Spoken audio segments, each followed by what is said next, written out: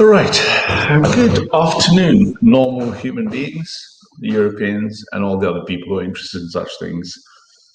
Between the satanic mills that generated the unholy spewing of filth from the Jippo, to the assault by the African Wang Funk, who just has a bee in his bonnet for me, I really feel like a shower, except the plumber's come around to adjust some heat. So I was going to do a big long stream, but I might do a bunch of two different streams because some people want to do some actual pragmatic work. More of that later. So, we speak about populism, all that good stuff, and how to become, in a sense, post nationalist. Just think of the conversations we just witnessed. I'm assuming the sound is all good. And we need to look at the middle, the liberals, and the left. And then what we need to do is kind of see which bits are going to work in a cross axis kind of spectrum so that we would be able to get the most amount of people to support us. And I've been tracking different things. Like I say, I've done a spot of the old Gramscian infiltration on the left, which I, for security reasons, won't really disclose for a while. And we're accelerating the momentum types to be even angry at the Labour Party. But what we're going to do today is look at some more serious and much more organized efforts from left-wing populism. What we're going to do is listen to a stream that I was on last night, in the chat, with the Greek finance minister, who was at the heart of the entire Troika versus Greece affair. And then what we're going to do is look at their manifesto and points, and hopefully we're going to see, wow, which bits of these things do we agree with? Which bits won't we agree with? And how we'll be able to differentiate and start building up our models that are going to extend what we need to do. So that should be good fun. I was going to do a different stream, which I might just do later or schedule another time, about the entire LGBTQ metapolitical political stuff for football. But I'm hoping to meet Alice Vida soon, and she came out and had a blinding piece of a sermon on how the AFD look at this whole LGBTQ thing in the light up in Munich. So what I thought we should do first and foremost, let me check the chat. Sound okay? Sound okay? I better check that. Sound okay? Yeah, let's have a little listen. So first, what I thought we'd do is just to cheer us up to see how the AFD think of all the idiots, the sort of Dr. Mengele types and stuff, going get them, get the tribe, versus what when we get to a political stage we would have to do in terms of messaging. So obviously in Germany, this is the affair that everyone's on about. So what we're going to do is we're going to listen to. It's actually only 8 or 9 minutes, but I got it to the point where Alexander hands over to Alice to address the issue of LGBTQ. So when I say we can't be homophobic, but it doesn't mean we're homophilic. That means I don't have to be xenophobic, but I don't need to be xenophilic. This is a masterclass by Alice in precisely how to address that issue under scrutiny from the press. So let's listen into the second in command of the Alternative for Deutschland and the geniuses, and that's why it's titled Das ist Kindergarten, is Alice Video memed in that the LGBTQ flag is like children playing with colors. So let's listen to Alice. Yes. Bitte. Apologize, it's in German, but I got subtitles for you. Richtige Entscheidung der UEFA, denn man sollte schon von der Politisierung des Fußballsports Abstand nehmen.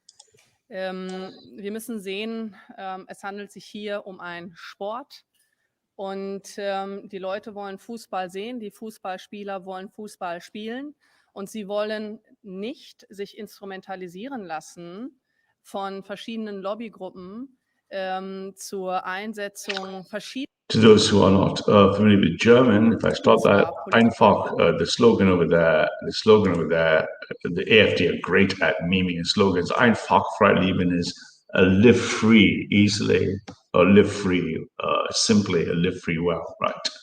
So I interrupted. So let me just do that bit so we can listen to Alice fielding the question of what the AfD position is on LGBTQ and the football. Spielen.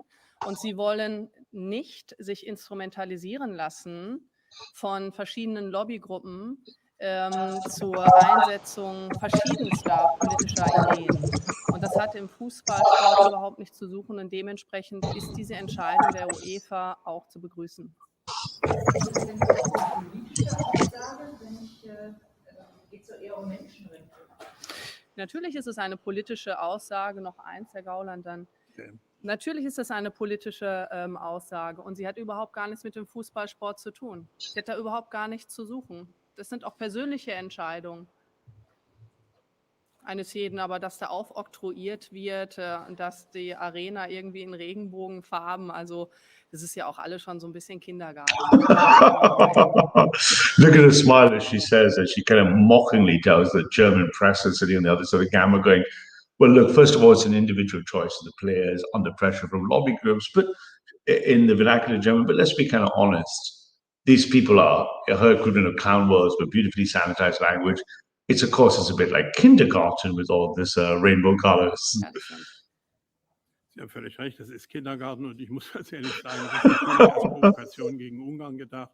Und wenn man bei einem Sportereignis eine Mannschaft einlädt, dann provoziert man nicht mit Dingen, die in Ungarn halt anders gesehen werden. Punkt. Letzte Frage noch einmal. Noch einmal kurz, Frau Weidel, weil Sie auch in Moskau gewesen sind, noch einmal fragen darf, hatten Sie das Gefühl, oder wie ist es Ihnen dort ergangen, hatten Sie das Gefühl, Sie haben es da mit lupenreinen Demokraten zu tun gehabt? By the way, look at that peak optics, navy blue, khaki trousers, white shirt, simple pearls, peak optics, if you're listening, tribaters. Ja, haben Sie das Gefühl, dass wir es in Deutschland mit lupenreinen Demokraten zu tun haben, die an der Verfassung vorbei Entscheidungen einfach durchdrücken, was zutiefst verfassungswidrig ist? Also die Frage muss man sich auch umgekehrt stellen lassen, vor allen Dingen, wie diese Bundesregierung Politik betreibt am Bundestag, an den Parlamenten vorbei. Also das müssen wir einfach mal festhalten. Und mein Besuch in Moskau hatte vornehmlich einen wirtschaftspolitischen Fokus. Ich habe mich vornehmlich mit Vertretern von deutschen Firmen, von russischen Firmen vor Ort getroffen, habe dort Gespräche geführt, habe mir auch einen Technologiepark, also einen Inkubator angeschaut, so für Start-up-Unternehmen. Hochgradig interessant. Also meine Moskau-Reise hatte einen völlig anderen Charakter als eine typische politische Reise. And how wonderful is that? No homophobia, holding the line without any attempt to support LGBTQ, be homophobic, or state anything that goes against AFD's policies, that they are pro-nuclear German families. So for me, that's just a wonderful demonstration of that sort of a problem we had right there. And I'll just give you a quick, wait me a second, just a quick peep. I was going to do where are we? Good Lord. I was going to do something that looked at the tree, but because people hadn't seen the image before, let me just quickly share this. I just have to flip a few screens for a second, and then we get to the real affair, which is all about left-wing populism. And if you look at the thing I was scheduling to do, is you can see that in the difference between the metapolitical, the political, and the physical, I was going to compare how Hungary, Germany, and Poland are resisting LGBT at all levels. So when you exist, for example, in Britain with no political party, you're forced only to make metapolitical PA alt-right, or if there's anything physical, you're nervous to attend. But in the case of Hungary, at the metapolitical, the Hungarian captain stood aggressively in front of the cameras, standing against the people taking the knee, and stood the entire time pointing to the Hungarian flag, going as a statement of national pride that all he did was point to the symbol in opposition to taking the knee. You see at the political level, once a party is formed, Alice just slaughtering any idea that such things should be acceptable in conservative society. And later I was going to show you the videos of what happens physically in Poland when creatures like that on the right attempt to physically mount a mass campaign. But that's for a different time, though the Alice thing was quite uplifting, clearly. But that's not what we're going to look at today. What we're going to look at instead is this affair. So bear with me a second while I just fiddle me toys. And we're going to look at last night's stream, which is going to be super useful. not the Hungarian flag. Hang on 1 second. Let's do this, and let's get this puppy up here. Right. So DM25 from Carpe Diem is what the Greek minister and a bunch of the left-wing populists connected to people like Five Star in the opposite left-wing populism to Salvini. The Five Star pretty much share the same votes in power, to the left-wing populists who are also anti-globalist. They're also anti-capitalist, and they're also anti the idea that there would be a global hegemony run by the globalist hyper-capitalists, and they are organizing, and they are organizing strongly, and they wish to eventually become a metapolitical, they already are metapolitical and political force to deal with the globalists. So at first we would think, oh gosh, we're going to reject their entire philosophy and ideology. What we're going to do is listen to the stream. It's about an hour. Then we're going to go through, actually, you know what I'll do first is I'll stop, barely a second, chap, sorry about that. We're going to stop. What we're going to do is after that is we are going to look at, sorry about this, chap's just still recovering from the filth of the prior. Where are we? So what we're going to do is we're going to actually, for the stream, we're going to go through and we're going to examine their policy positions and manifestos, and we'll find what's common for the left-wing populism. What are they calling for? What do they want for change? Which of these policy positions would be accept or not accept? Which bits could be aligned with and not aligned with? And how would that work in a general model structure?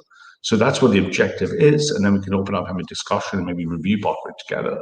But before that, let's listen to them in their own words. And that would be quite telling. So some things you're going to agree with and have a natural affinity towards, and some things you're going to find uncomfortable, if not repugnant. So let's go.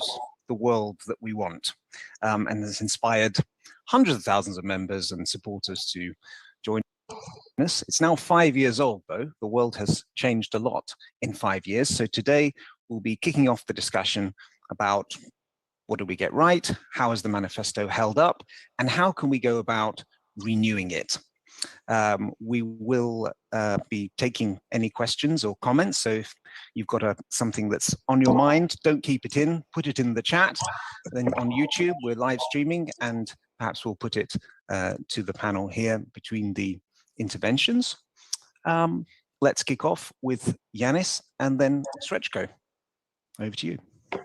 Thank you, Maran. So those who know who Yanis Varoufakis, he was at the heart of the 2008, the financial crash, the pressure on the pigs, the Portugal, Ireland, Greece, and Spain, and their economies, as the Germans and the Troika pretty much said, look, we don't care about your people and your economy. You're going to apply global fiscal policy. And we all know what happened then. And we know that those nations were decimated, internally structured to their core by the globalists, who then said, look, we've got you with a gun against your head.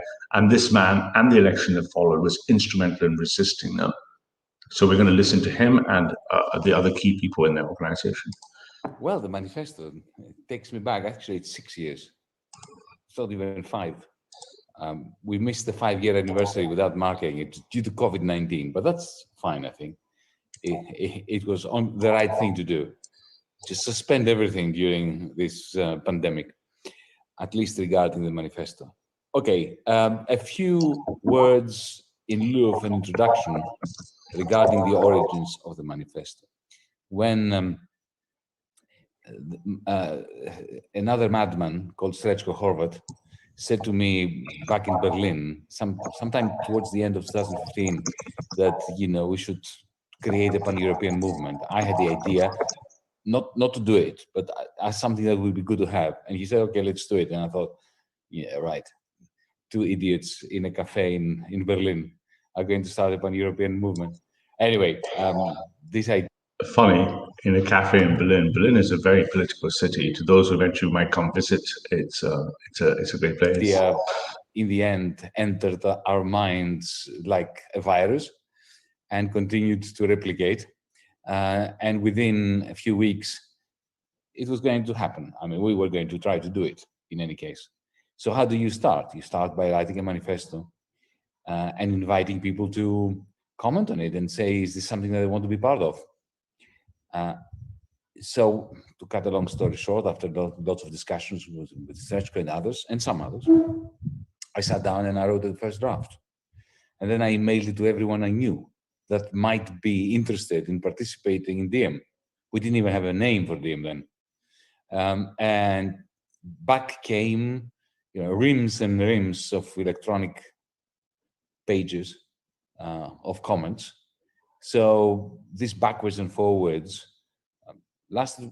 How long did it last, Sergio? I think it was something like two or 3 months until we settled on a document which could not be voted on because we didn't have members.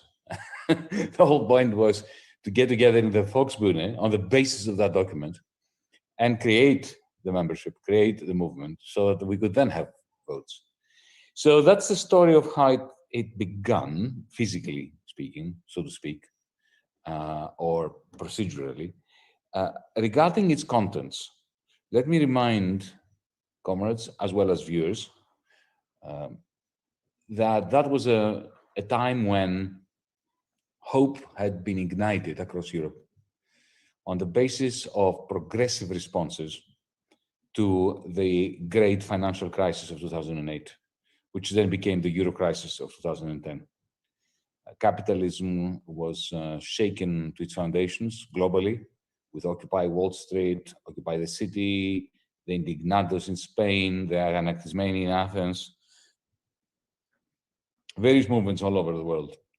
And in the European Union in particular, we had the very visible rise of an anti-democratic establishment, the response by the Troika, the creation of the Troika, and the manner in which they demonstrated and they sought to demonstrate the end of European democracy.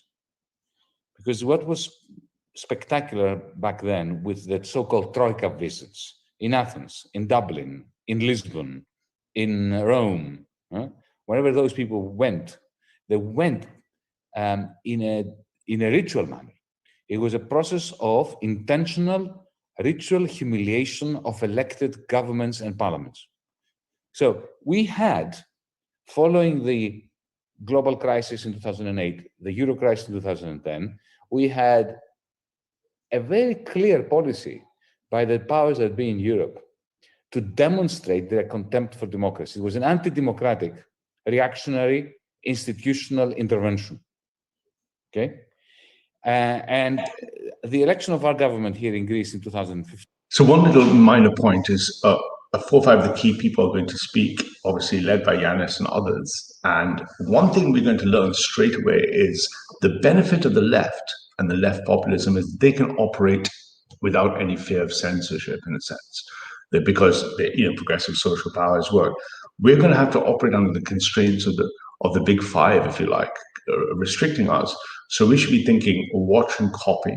That's number one, because they can speak freely, but they're still never going to violate the five because that's in their ethos to be progressive, right? On the other hand, the left are remarkably good at organizing. And Diem25 is organizing really well. So we can look at their infrastructure as well, how they organize, what are they doing to organize, what do they do to collectivize? Because we as populism were required to do the same thing, but we'll do it differently.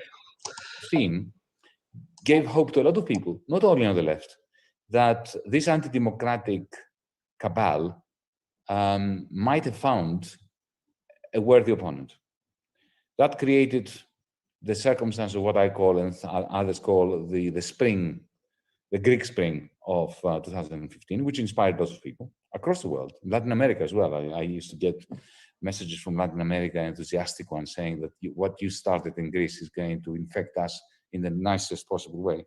And of course, that was crushed a few months later with the overthrowing of the people by our very government, by Tsipras and Syriza.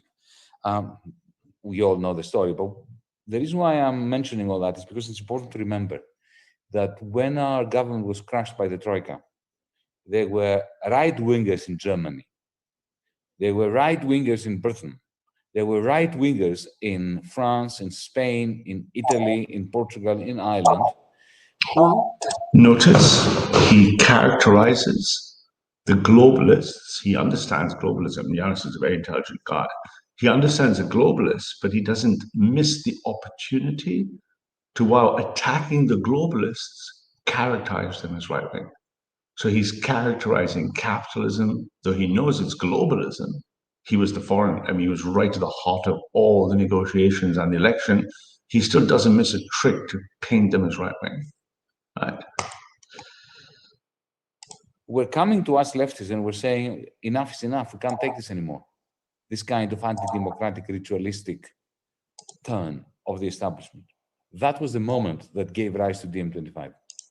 The manifesto expresses that anger across Europe and across social classes and across even traditional political boundaries, the anger against the anti-democratic turn of the European establishment.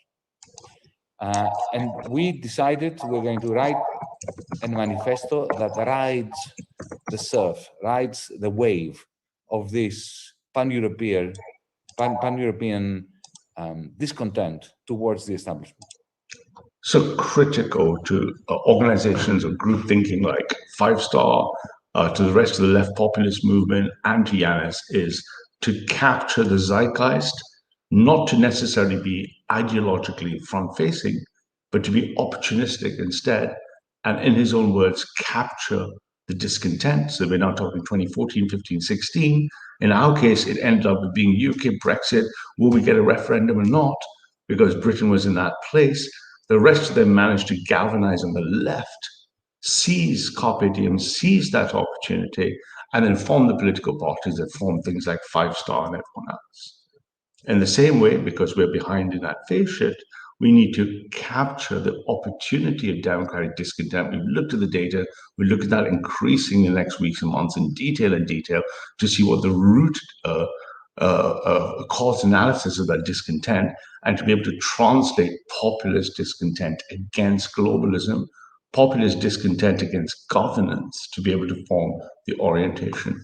We should be learning from those who have done something well. And the idea was to take this wave and ride it all the way to the European Parliament elections 2019. That was the purpose and the raison d'etre of the manifesto. It was a necessary manifesto. It captured a crucial historical moment, the explicitly anti-democratic turn of the EU. But that moment was lost. We failed as a movement to capitalize on it. It fizzled out. This is no time for analysis as to why. We can be self-critical. We have been self-critical, but in the end, it was an impossible task because progressives like ourselves and transnationals were caught between the two authoritarianisms, the authoritarianism of the anti-democratic establishment on the one hand, and the authoritarianism of the nativist, xenophobic, ultra-right, that in the end was... Notice systemic, accurate analysis. Populist discontent, people not happy, and he sees that as having two problems. One is a democratic deficit, the problem in governance, which really matters to us, especially running up to the 2024 election, and then what he fears or sees as his enemy, which he of course labels. Again, notice that his propagandizing is very strong. He immediately just decides to call them ultra-nationalists. So he would view the Conservative Party and the AfD as ultra-nationalists. We in the right wouldn't. We would not see the AfD as ultra-nationalists. If anything, we'd call them cocks and stuff. But from his point of view, he's going to label them as ultra-nationalists, right? Was fed. He's a master of propaganda. It's that. Enormous energy by the anti-democratic establishment. What happened in the end in Europe is what we had predicted. Our prediction in the manifesto was that if we fail to democratize Europe, the European Union, then Europe will fail. And Europe will disintegrate in a variety of ways. And now we see that. We see that even though Brexit is the result of what we were predicting. So you can see that they read the board right, failed to execute the mission, and whatever they did manage to capture went into things explicitly at the metapolitical or the physical, but not the political. Think Extinction Rebellion, think the lockdown protests, and now the left are going, oh no, you don't. Remember, the progressive left never stop. The progressive left don't have an end goal. Their end goal is perpetual progress of society. And they are now organizing. I've already made contacts with people in the groups, including some of their techies, because I'm like, hey, I'll be your techie friend. Let's get all technical. Let's, I had to make friends. I'm like, hey, I'm all for a better world and stuff. I'm like, let's go, because let's see how they do. But one thing is clear, they're organizing the tens of hundreds of thousands already because they saw the opportunity. They see any AFD seat or Freedom Justice Party seat or Le Pen as a failure on their part to get what they think is theirs. Very positive, goal-driven thinking, positive, goal-driven language, even in the presence of failure, goal-driven, positive thinking from the left. The left are very, very good compared to the right at collectivizing. If they fail, they just keep going. If they fail, they just keep going. With the right tends to purity spiral, navel gaze, and dream of Valhalla. The left do no such thing. They regroup and come again. They regroup and come again. And they're coming again now in DM25. We were actually predicting Brexit. But beyond Brexit, we were also predicting the fragmentation and disintegration and deconstruction of the European Union from within, even without exit. So Italy has not left the European Union, but it is as if it has left it, or at least as if it has left the idea of a union of democracy. God bless Salvini. That's what he's angry about. Look at what is happening. We are back to a technical government by a banker, Goldman Sachs, former ECB guy, who in a year's time from now on, as you see me and as I'm seeing you, this is a forecast, he's going to be the president of Italy, fully and formally entrenched as a kingmaker after being the king. Now, this is what is happening to this European Union. Meanwhile, all the avenues towards a proper, every idea we had, like, for instance, the European Conference, the Conference for the Future of Europe, which was our idea of a citizens' assembly to discuss the future of the European Union, democratization, unification, and so on. You know, people like Macron took these ideas and they took them straight out of the manifesto of DM25. And I mean what I'm saying. I know that Emmanuel Macron took this idea from the manifesto of DM25. And the reason why I know it is because he told me. So again, you can see a small amount of rage there, because one thing, if you can see in things like stakeholder capitalism and other mechanics, if you like, of the cathedral or the globalists, is they're going to look at things they can nick from the left and nick from the right, neuter, if you like, and sanitize and pull up to the cathedral. And he's spoken to Macron, and he's like, shit, they nicked the idea from us. And he's angry because it was their idea. And that's usually the way crumbs are thrown off the table by the globalists. Think Boris Johnson and Priti Patel going for a points-based system. When the people say no more immigration, they're like, well, I know, yes, we're listening to the people. No more immigration. We're going to introduce a points-based system. That's how the globalists and the centrists will do it. They will make the minimum amount of concessions to maintain the middle ground while taking what they want from the left and right and appropriating it, as opposed to giving it to the true progressive left or to the right. And that's a very powerful piece of evidence. And what did they do with this idea? Humiliate it, empty it of content, make sure that it was simply wrapping paper of a horror story, of a continuing anti-democratic drive. We need a new manifesto, and I'll shut up because I would like to come back to the question of how we put together the new manifesto and what it should have. I was simply describing the process by which the first one was created and what it signified and marked. But I think that, the art failure. So if you consider, just to those who are watching the other jogger stream, if you consider a game theory type model, and you can think I've got a bunch of agents or actors on the board, think some type of character in a role-playing game or piece in chess, and those things have resources. Think of your role-playing games, and they've got stuff. They realized that the big guy on the board came over to the little guy and stole stuff from their stuff and took it away. And in a sense, by doing so, they rendered it neutral. So the left or the right cannot repeat things that have already been taken, forcing the adaptation of the game, think of complex systems, forcing them to have to adapt. He's honest about it, he's open about it, he's transparent about it. He's saying, okay, from Macron down, they took some of our best ideas, they sanitized them, they neutered them, fed them as lip service and crumbs off a table. Not to worry, we're going to adapt our manifesto again. Because without differentiation, there's no way to be able for the left to progress. They have to be able to differentiate, right? And Europe's failure did what we proposed it was going to do, lead to the disintegration of this thing. But it also marked a new turning point. 2015 was Europe's or the EU's anti-democratic moment or juncture. Today, we're experiencing a new juncture. I call it the post-democracy moment. This is no longer anti-democratic what they're doing, it's post-democratic.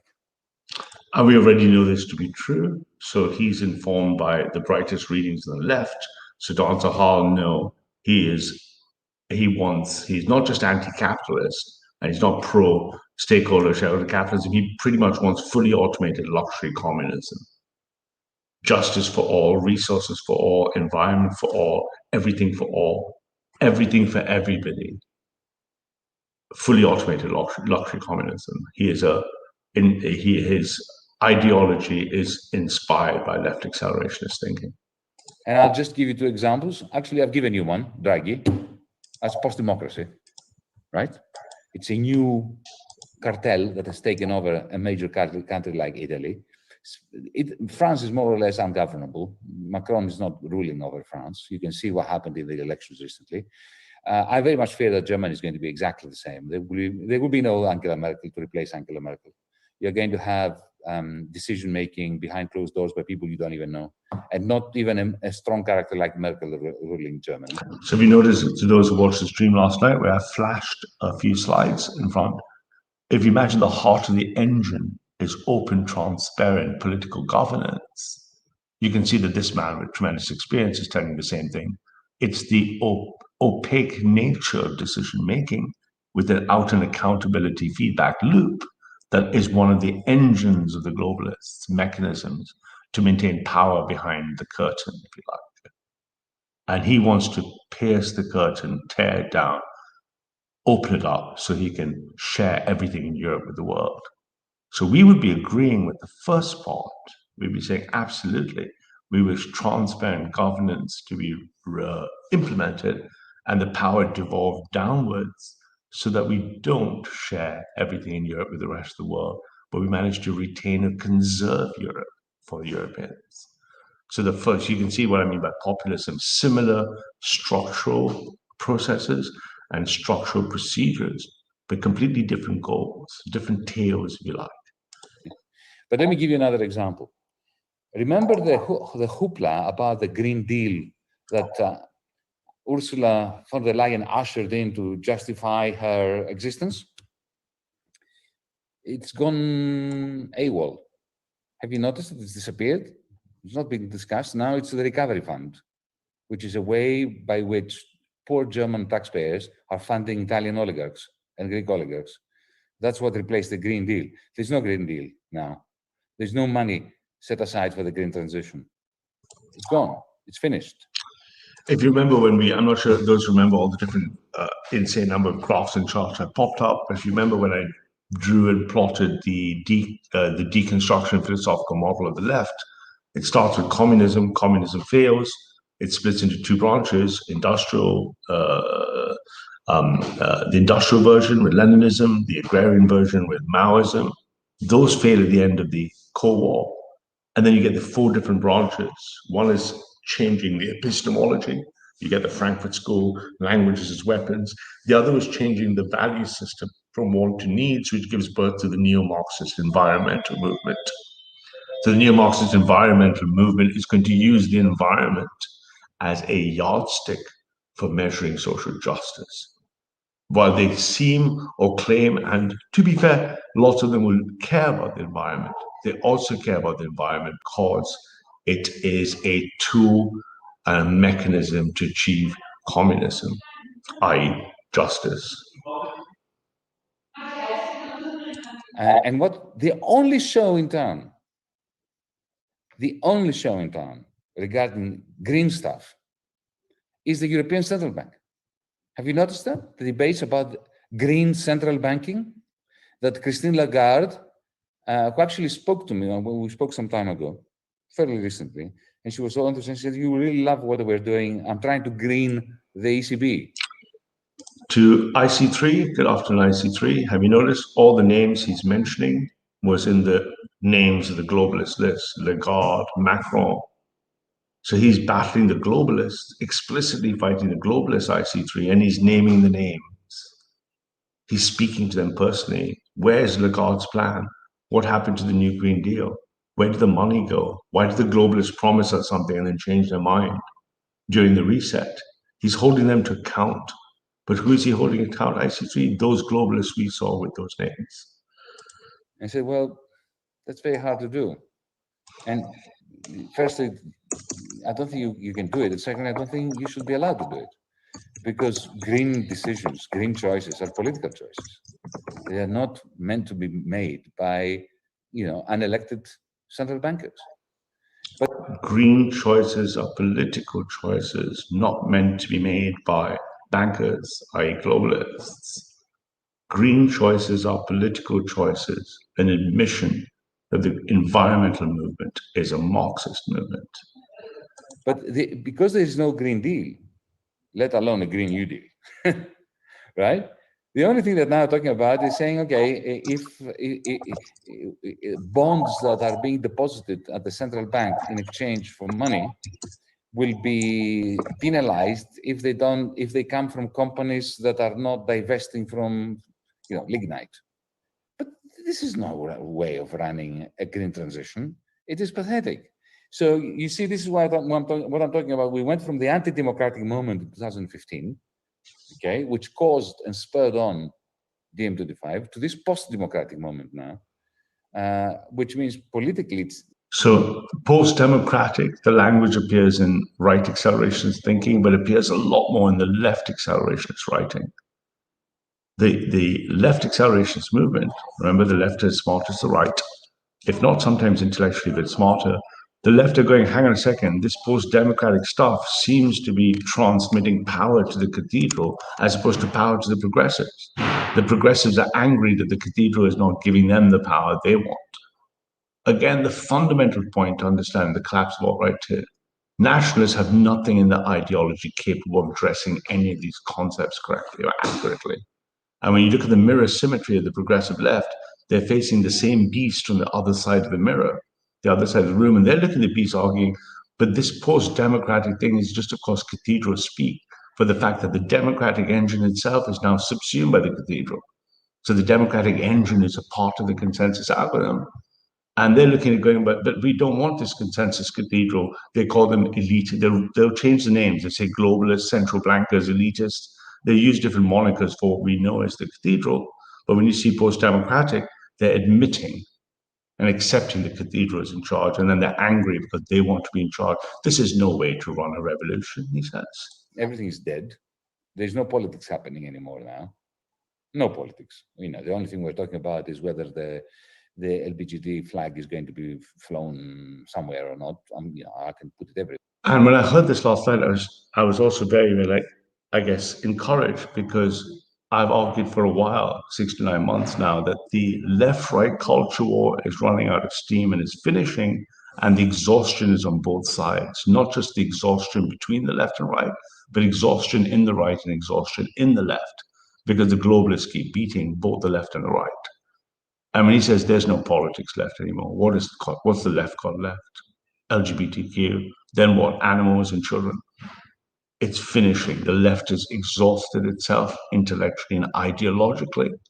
Therefore, left accelerationism, our contra-mirror part from the left, are going, okay, there's nothing left to win here. Eventually, we're going to get LGBTQ everywhere. Eventually, take another 5-10 years, but then we'll get children and animals, but there's the law of diminishing returns that's hidden intellectually. The left acceleration movement are gearing up to fight them, but they won't be fighting them on the same terms. They won't be fighting them on LGBTQ or racism. So the same way for the right is exhausted. It's been since the 1960s, 70s, 80s, White Lives Matter. We want our country back. It's exhausting itself. So you can see what I mean. You're flipping everything at 90 degrees now. That's where the opportunity is. Everywhere. I'm happy to see it everywhere. But this is not politics anymore. This is post-politics. This is post-democracy. Okay? All the important decisions are left to the ECB. That's it.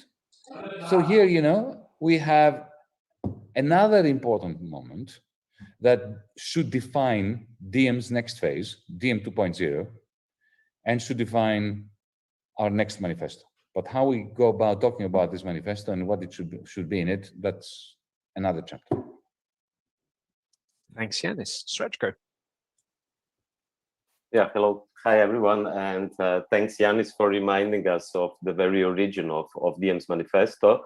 You're completely right that after 5 years, and a bit more, because it existed even before Diem existed, that the time has come to rewrite our manifesto. And you mentioned one important point, which is that our members didn't vote for the first manifesto, but they will be able to vote for the rewriting, and not just vote for it, but actually help us rewrite the new manifesto of Diem. I think the first reason why it has to be rewritten is the very name. It is in the very name of Diem25, and I think that's the D, which stands for democracy. Because at the time, 5 years ago, when we were advocating more democracy in the European Union, many, even liberals, still believe that there is such a thing as democracy in the European Union. But I think people today take it as a fact that there is actually no democracy in the European Union, not to speak about other parts of the world. So what I personally think, and I think many of you will share it, is that besides just speaking about democracy, which is definitely not anymore any kind of signifier which can attract people or mobilize them and so on. I'm not suggesting we should change our name, but I'm suggesting that we should shift our focus and become much more radical in the sense of anti-capitalism. So not just as we did in our program to conceive a program that would be post-capitalist, but effectively to be anti-capitalist.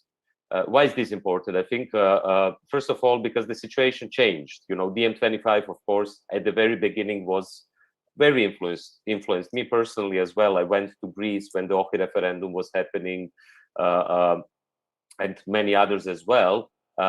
Our inspiration at the beginning was the so-called Greek Spring and what the so-called Troika did to Greece at that time. But what we could have seen in the meantime is that there were many. So if you consider and remember that if we stratify the left and right, and you consider it to be like, oh, the liberal middle have codified through the Enlightenment and into the cathedral, the idea that man is a citizen, and he's defined therefore not by his biology, but by his rights and his values, his ethics. The left look at it and they say, no, man is defined by equality of outcome and justice. That for them, the enemy is capitalism because it's failing to deliver justice. For the right, it's blood and soil and spirit. And the enemies of capitalism is because they're destroying the people and the land and the faith. The left unashamedly can say they're either post-capitalist or anti-capitalist. Anti-capitalist now is just a technique against the cathedral. Post-capitalism is accepting the fact that the cathedral is going to redefine the capitalism model by fusing both legs of it together. So if you then imagine that symmetry in the right, go, okay, if we say we're anti-capitalist, because we would say mud GDP means shipping in Jibril, or we would say we'd be post-capitalist because we don't believe economic boundaries are not national boundaries. I want national capitalism or no capitalism. So you can see the symmetries are perfect, and you can see why populism matters, because what we have in common is we can either, both of us can be post-capitalist and anti-capitalist for different reasons, because those will be two different orthogonal forces against the cathedral.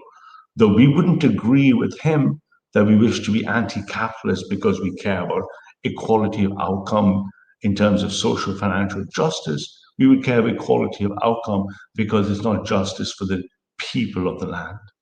For them, it's the difference of the people. For us, it's the preservation of the people. But the enemy is the same enemy. And therefore, common ground of what we can agree would be that we're anti-capitalist in the sense that we're anti the leg of hyper-capitalism, the cathedral. If you imagine the 4 tentacles of the spider, we're both agreeing that that tentacle, leg number 3, is not what we want. For different reasons, allows populism to focus different polities for different reasons towards the same purpose that delivers what we want, which is the destruction of the globalist model. Because that's all I would want to share with him. I can't imagine sharing anything else with him, other than maybe sharing some money for a good barber. Many examples which were similar, and that the current crisis might be even more dangerous than the previous crisis. So if in the previous crisis we had the financial crisis, as Yanis said, which then became the Euro crisis, and then particularly in Greece, it was very hard, and also in other countries of the so-called periphery of the European Union, what we have today is, on the one hand, the pandemic. It's on the other hand, the normalization of climate crisis. I'm talking now from the Mediterranean, from the Adriatic Sea, where we are currently facing really big hot waves, which will be continuous for weeks, probably almost reaching 40 degrees. So you can already see around the world effects of climate crisis, food shortages, water shortages, electricity shortages also in some countries, which are leading also to starvation, migration, climate refugees. You can see the normalization of militarization. Climate refugees, water shortages, food shortages, basically resource justice scaling upwards is the Marxist doctrine. I see any impact of capitalism as being an opportunity to describe an injustice measured from resources, measured from distribution, and those things are their fight. That's what they're fighting. They don't really care about capitalism for capitalism's sake. They care about capitalism for the outcome of capitalism being uneven. Flip that again, the symmetry in the cathedral in the New World for us. We also don't want capitalism because it does things like lowers wages for native people, lowers the job duration for native, makes a native compete with non-natives in a wage spiral downwards, shrinks the longevity of employment. So the same capitalist metrics that are a consequence of globalism we care about, but we care about them for different reasons. So you can see where I'm heading with this theme. We need to be able to extract the commonality of the root cause analysis, its phenomena that impact society, and then pivot it for the rationale of why we don't like it. So we agree with him, and we agree with everything he says, but we don't agree about why it matters. For him, it matters ultimately because I'm concerned about climate refugees. We're concerned about the climate, and we're concerned about refugees. We're not concerned about climate refugees, other than we don't want them. That's my only concern about climate refugees, is I don't want them around. I wish them to be climatized elsewhere. Like, have a nice day elsewhere is my response to climate refugees. His response to climate refugees is a source of injustice. Same enemy, different rationale. It's sufficient to look at Frontex and in which way they are continuing to outsource the refugee crisis and so on. But all of this together, this explosive mix together with the pandemic, is obviously leading to a new financial crisis. It is obviously leading to a postmodern version of the 1920s. Exactly what happened, not exactly, because I think no historical parallel is sufficient today, but similar to what happened after the First World War. Hyperinflation, Spanish flu, impotence, political impotence, which was then leading to fascism. And I think what we have today is precisely this. Notice again, never missing an opportunity. Not only are the left organized, they're very coherent, very consistent.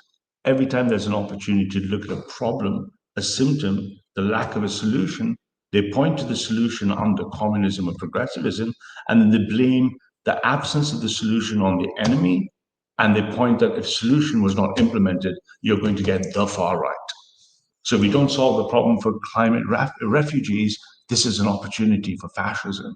If we can't see distribution of wages according to some distribution that they find palatable, it opens the door to fascism. And we can't have fascism because we're communists. So any kind of green wave, which will not at the same time be anti-capitalist, is not exactly green. It's just a wave. And I think that's what we have to take into consideration also with the coming German elections, which will definitely be very important for the rest of the European Union, which is also very important for Diem25 and in which way we will have a role in the German elections, but also later.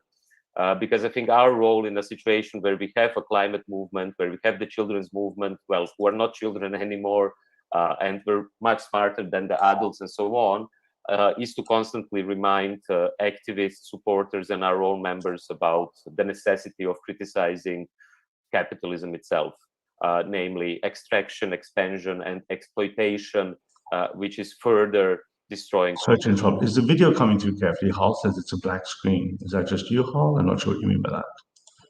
Let me just replay what he said. Of criticizing capitalism itself, namely extraction, expansion, and exploitation, which is further destroying our planet. So I think what we have to do with the new manifesto is to rewrite it in a manner which would be much more radical, which would go beyond just advocating more democracy. It reminds me on Ursula von der Leyen and the European Commission, who are very concerned, when journalists or dissidents are being arrested, but at the same time, they are not concerned that one of the most courageous publishers, Julian Assange, is still in Belmarsh prison and will spend his 50th birthday in a few weeks in Belmarsh prison.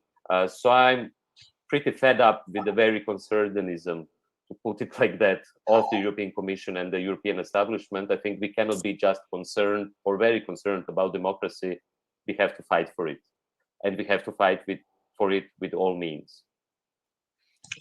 Classic left-wing speech, non-yielding. There's no such thing until they get all the power they want. Julian Assange, anything that operates. But again, notice, at this point, you wouldn't consider Julian Assange left-wing. You'd consider him a libertarian.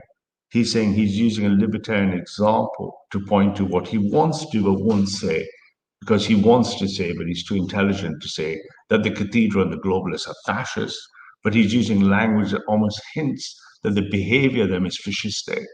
He's saying, oh, look at the way they've treated Assange.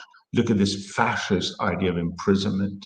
Despite the fact that the man actually exposed US state security secrets, resisting that and not exposing the capitalist beast of the United States is considered fascism. So he's just on message all the time, right? Thanks, Rechko. Who would like to go next? There are 11 of us here. Any comments? I know Eric would like to get in. Eric, would you like to go? Sure, Okay. can do. Yeah, I completely agree with everything everybody's saying. I don't know about the children's movement. I had a flash of the Children's Crusade, Srečko, for the medievalists among us. That wasn't a very good children's movement and didn't particularly well. And that just makes me think about this rise in radicalization that you see in society in general, right? And that's one thing, and it's incredibly important to have that radicalization in the sense of shifting people's political attention to the roots of causes and of issues and of challenges in our society, because we don't have that much time left compared to other sort of historical periods. There is a very imminent survival challenge that we're all. And there's a certain irony that for me is immediately inspiring and refreshing, but just really, really sickening, is that despite having achieved so much progressive power since the 1960s, it's inspiring to see that the left think we're just in a crisis. The left believe that it's just all going to go to the dogs, despite having tremendous results from the Long March and just groundbreaking, transformative changes of the earth. They still think this is a crisis, and they're hard work, and they want to work hard, and they think they have no time left, and by any means necessary. Compare that to your favorite right-wing figure who decides it's much happy to chuckle at iconic memes in the Telegram group. and you can see the difference between the left and the right. The commitment is much more obvious in the left, the organization much better, and they will constantly scream relentlessly, Cthulhu swims left, that if we don't get this one more inch of progressivism, it's the end of the world. As opposed to saying on the right, hey, replacement's imminent, I'm about to be genetically erased from history. And what I think I do is I do a bit of gaming just to kind of like get through the trauma. So if you contrast a psychopolitical model of the left and right, you can see them with all their power and all the tools in their favor and no risk of being blocked, no risk of being censored, no risk of losing a job. They're operating like it's the most urgent thing in the world. While the right, with a higher IQ, motivation thing, maybe I should just live stream smaller games, or maybe I'll rewatch a Morgoth video from 2015. This should be a lesson. All facing. Some of us more than others. And radicalization is one thing, and it's important in and of itself, but so is the sort of, not the guiding, that sounds extremely patronizing, but creating a kind of vehicle and receptacle and some kind of tool for that radicalization to take root and to be guided in a sort of direction that would lead to the sort of results that people want. And I say that because with this sort of rise of, with people becoming more sensitized to the kind of situation that we find ourselves in, socially, politically, mentally, there is a rise also in a kind of political hypocrisy that arises to the challenge of offering people what they think they want. So, we spoke at length about the Green parties across Europe and the world and the kind of programs that they're offering. Social Democrats, the left in general, they're all split between either political actors, either individuals or groups as political actors, who are either clueless about what it is that they need to do, and they just fill in the gap of their cluelessness with empty rhetoric that kind of sounds good, but is vacant, or they use that rhetoric to cover the fact that they are unwilling to do what it takes because they're in the pockets of people who stand to lose from the kind of change that people want and people need.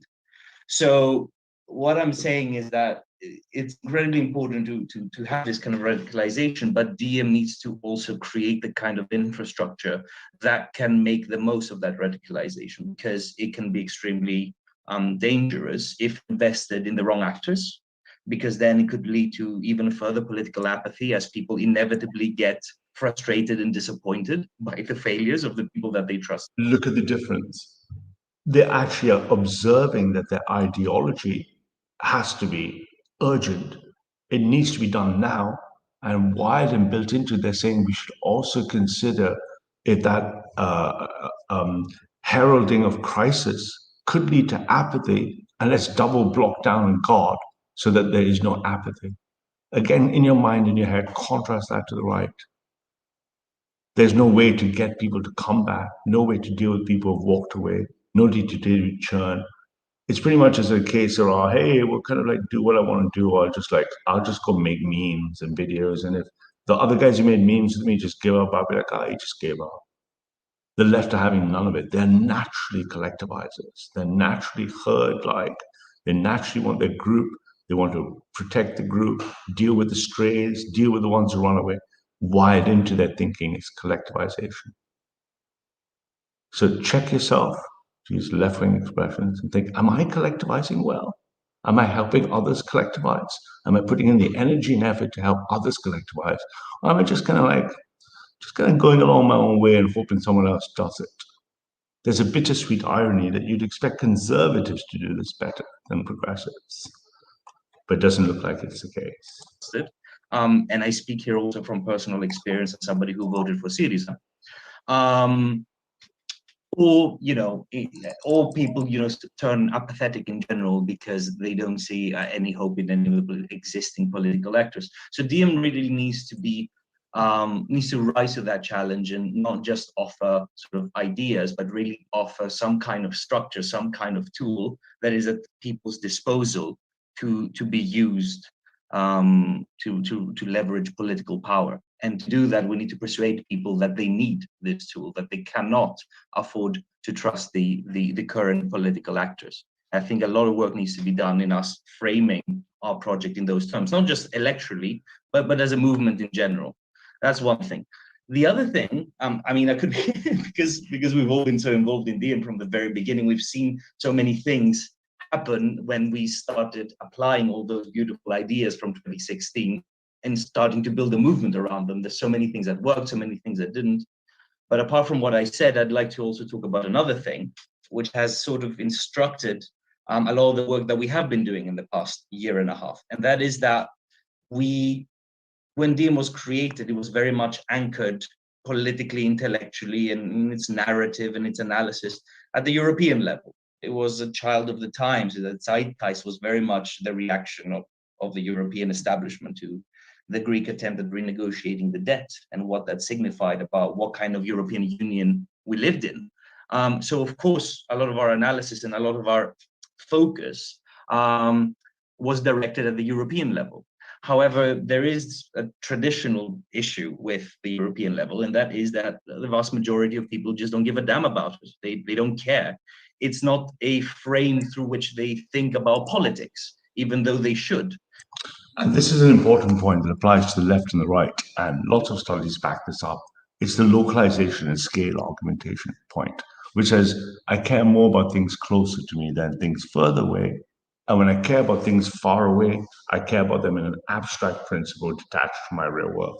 Lots of studies back this up. So I might think about things like the climate, the weather, or I might care about like inflation, but I care much more about the price of milk in my shop, for example. And what studies show repeatedly that the challenge or part of the challenge to overcome for political success or even metapolitical success is to link them together. If you tell people, hey, what do you think of immigration? They say, I don't want any. What do you want to do about it? No, not really. I agree with you. I don't want immigration, but it doesn't really impact me on my street. Elm Street is fine. But you really care about immigration, I do. But it's such a global, big idea that it's far removed from localization because we've still evolved our brains as social primates to be immersive. We have a horizon of experience. There are lots of studies at different levels show that our horizon of experience is conical, spatial. So we literally have most of our concentration going to a tiny percentage of our cortex. I know the rest of my room is around me, but most of my experiential feeling is within the cone of attention and the cone of orientation, and that principle scales up. So I notice the guy closer to me, and I know there's lots of other people on the road, but I don't care as much because my biology isn't wired to care that way. That applies physically, applies politically, applies to lots of other things. So the left again is saying, look, we need to make them think about the environment. And we need to make people think about things like immigration, but you've got to make it personal, if anything else. If the political is the personal, then I want to work out how to make immigration an issue for you, Mr. Jones. Not immigration as a general issue, but for you, Mr. Jones, specifically, my own private immigration strategy, my own private immigration concern. And the left have been very good about this in the environmental movement. They're trailblazers in the environmental movement. They're making the global, local, and personal. We're not very good at making the global, local, or personal. And there needs to be a balance between us saying the things we need to say. If we're serious about the level of change that we're advocating for, then we always need to talk about the European level because that's the only level at which we can have the leverage for that kind of change. So we need to insist on that. But we need to do, and we have been doing in the last year or two, a lot of work to really root and anchor Diem25 much more in the various national and local contexts in which the movement finds itself. Diem25 needs to be a movement, you know, in Italy that Italians can relate to, and in Spain that Spanish people can relate to, while at the same time all relating to one transnational, unity. That's the beauty of our project. But we did a lot of work at creating something at the European level that everybody can identify with, and we attracted a lot of people to that, but not as much in rooting it and grounding it and customizing it, if you like, to the various political particularities, let's say, of the different countries or towns or regions where Diem is active, so that we attract people who don't think through the European concept, who don't really relate to with the European project, but understand politics only through the lens through which they're used to understanding politics, which is national, local, and so on. So I think that's another thing that we have been working on with the country calls that we've been doing, with the people's gatherings, with the different questionnaires that we've designed specifically for each country, where we're asking people to tell us what Diem should represent and be an ambassador for in their countries based on their particular challenges and issues. And that's really, I think, where a lot more of our work needs to go into. So if you compare that to what we spoke about yesterday, about first of all more manifesto madness and more policy spurging and more ideology spurging, compared to more, actually not more, but hyper scale sensitivity. So if I went to Peckham, there's a much greater concern for mostly peaceful stray bullets as opposed to floodplain concerns in some of the outer counties.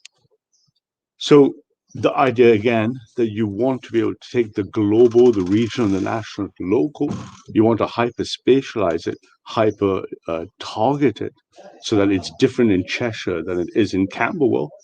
Camberwell, much more concerned for mostly peaceful shootings, and far less of those concerned somewhere like Devon or Cornwall. So the idea then becomes, how do you do that? You've got to have a strategy. Think of a manifesto as a document structure. You've got to have a document structure or manifesto structure that is variable, can be targeted, can be adapted, and is subject to continuous improvement by feedback loops. Notice, similar idea, we need to take our message from the left, go and ask people what they think, and then they can take the Carpe Diem manifesto, put it into a continuous kind of eliciting people's feedbacks and people's requirements, and that's what they're about to kick off. They're kicking off the consultation of continuous feedback to ask people what should be in the manifesto, how should the manifesto vary. Again, the left are organized. I bet you none of them are gamers, and even a boomer like me would probably kill him at Call of Duty. So that we can become a movement that doesn't just represent the part of our societies that think in terms of the European Union, but also a lot of other people who don't yet and might in the future. But we need to have that intermediary step of presenting Diem in the context that they're used to before sort of then plugging it into our European project and the European scale of what we're doing. I think that's quite important. Thank you, Eric. And I know that we're having a more laid back, thoughtful chat this time compared to the previous debates where we had blood spattering on the camera and so on. But if you out there have got something to say as well, please do put it in the chat and we'll put it to the panel. Rosemary and then Lewis. A laid back, thoughtful chat, as opposed to 50 people screaming about Dresden and posting images after images of like Arbeit macht frei. Just compare and contrast. Thank you. I was very interested in Eric's emphasis on how this time round we can't afford to ignore the national discussions and debates. I think that's right. It's partly right, of course, because in our defeat, we've allowed nationalist forces to become much more powerful. And they're at a very dangerous state, I think. And I think one has to look, and we have the great advantage of looking as Europeans, as a pan-European movement, across national boundaries, to compare phenomena that I think have underlying things absolutely in common, but which react in very different ways. I've been absolutely fascinated to see that France, which doesn't go for a day, let alone a week, without a demonstration somewhere, without a protest somewhere, there's huge, huge activity going on. One has to congratulate the French people. I was mightily impressed with the Gilets jaunes movement. I still am. I'm still hoping that they will have a huge effect. And yet, their turnout at the elections has been terribly low. They are desperate for an alternative. They don't see anything in the political party spectrum that they can place their faith in. And it's not just the political parties. The membership of trade unions is terribly low. Now contrast that with the UK. In the UK, we have a situation where Boris Johnson is presiding over some of the worst disasters, both for our economy, but more importantly, for the saving of lives that has occurred in the UK. I know he has worldwide reputation for having got the vaccine right, and we have done good things on the vaccine. But in many, many other regards, we have allowed tens of thousands of people to die simply because the government couldn't sanction any interest in the revival of public health processes. And in the middle of that scandal, Johnson goes up in the polls.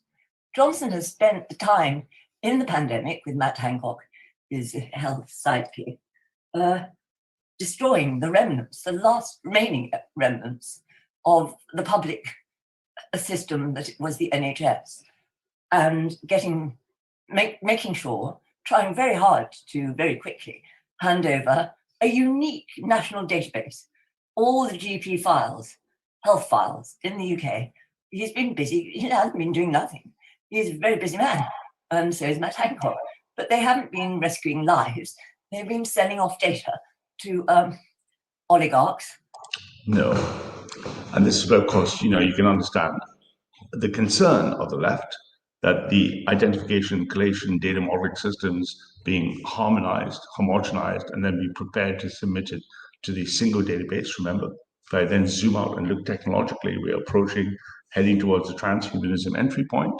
We need biological identification before we can start biological integration. That's why they're doing it. The cathedral wants them to. She immediately, though she may or may not understand near-reaction thinking, she nevertheless attributes it to a justice issue. Contrast that with thinking of the populist access, because that's the objective when this finishes, to go through this and see which bits work where and how they fit. We would be looking at the idiots running on the street, there are people going, but it's about more freedom. It's about more private GP records. No, it isn't. You're not going to stop that tide. It's how do you appropriate privacy? How do you appropriate asymmetrical access to information? So I was in a radio debate in the United States against Noam Chomsky once on the call-in show, and we had this big debate about symmetries of power, because Noam Chomsky is obviously from the left, and he was arguing against me, going, "Oh, the problem is we need to stop," and this is 97 and 98, and he was like, Noam was like, "No, we need to stop this ability of the capitalist class or the corporate class or the technocratic class to have information." And I said, "You're completely wrong, because this is when the NRX is booting. This is when we were doing some of our really groundbreaking thinking, if you think. I mean, look at this going, actually, that's just wrong in a computer science model. What you want is to balance the asymmetries of power." Let me give you a simple example. If I worked at Goldman Sachs and I was needed to check you were maybe going to be a key employee, I could pick up the phone to the HR department and they'll give me everything I want to know about you. If I'm the intelligence services or if I applied for a senior position in the government department, a couple of calls and we know everything about you. So if you think of the three-sector model, remember the three-sector model, IC3? Two of the sectors have asymmetrical information power. But if I asked Hal in the chat to pick up the phone and give me the list of all the data that each company knows about Hal, or for Hal to get all the public government organizations' data, there's no symmetry. So the solution really is symmetry of power, as opposed to the left's view, which is like, "Oh, we're not going to take this because it's a justice issue," or the libertarian and Capistan type saying it's more freedom and it's more data. But the issue, of course, is clear. The data has been gathered, collected, harmonized, homogenized, preparing the chimp for bioidentification ahead of integration. It is a massive opportunity politically, because whether people understand or not, they just generally don't like the idea that someone knows something about them. Notice 90% of you in the chat aren't using your real name. And private companies and companies like the CIA-funded Palantir, they've been selling this precious data without consulting with people. Now, finally, at the very last minute, we're beginning to get a little bit of a pushback legally and from campaigning citizens. But Boris Johnson in the UK only has to say, we love the NHS, and everybody sits back and says, oh, it's all right. The NHS is safe in their hands. This is a totally different reaction to the politicians from the French one. And yet it's in exactly the same desperate state, desperate plight. So what I think we have to do is to admit that this time round, we need to work on ideology, on how you follow ideologies closely, how you see where the breaking points are, and how you use that to show people a little bit about what's going on. I think this could be tremendously helpful in the months ahead, because as we go into the summer. And the lady is actually right. Obviously, clearly a structuralist or post-structuralist Marxist or something, if I read her thought structure correctly. Absolutely right. You need to inform people and point them to the painted picture in order for them to become awake. In their case, they want them to become woke. In our case, we need them to be self-aware. But in both cases, what's common across all three policies underpinning populism is exposing the cathedral. In our case, from the NRX point of view, it must be exposing the cathedral. Anything that isn't cathedral-based is just looking at a slice of something, a partial model, a partial view, if you like. So she's right, but she's right for structural Marxist thinking reasons. A lot of us in the Northern Hemisphere are thinking, well, the pandemic is pretty well over, and now we can, at long last, go back to normal. But of course, with only 1% of the population in Africa vaccinated, the pandemic is not over. It's not over in Asia. It's resurging throughout the world. It's going to take billions and billions and billions of pounds and a world that knows how to deal with saving people's lives to pull us away from a vast civilization threat, really worldwide, to the economy and to the populace.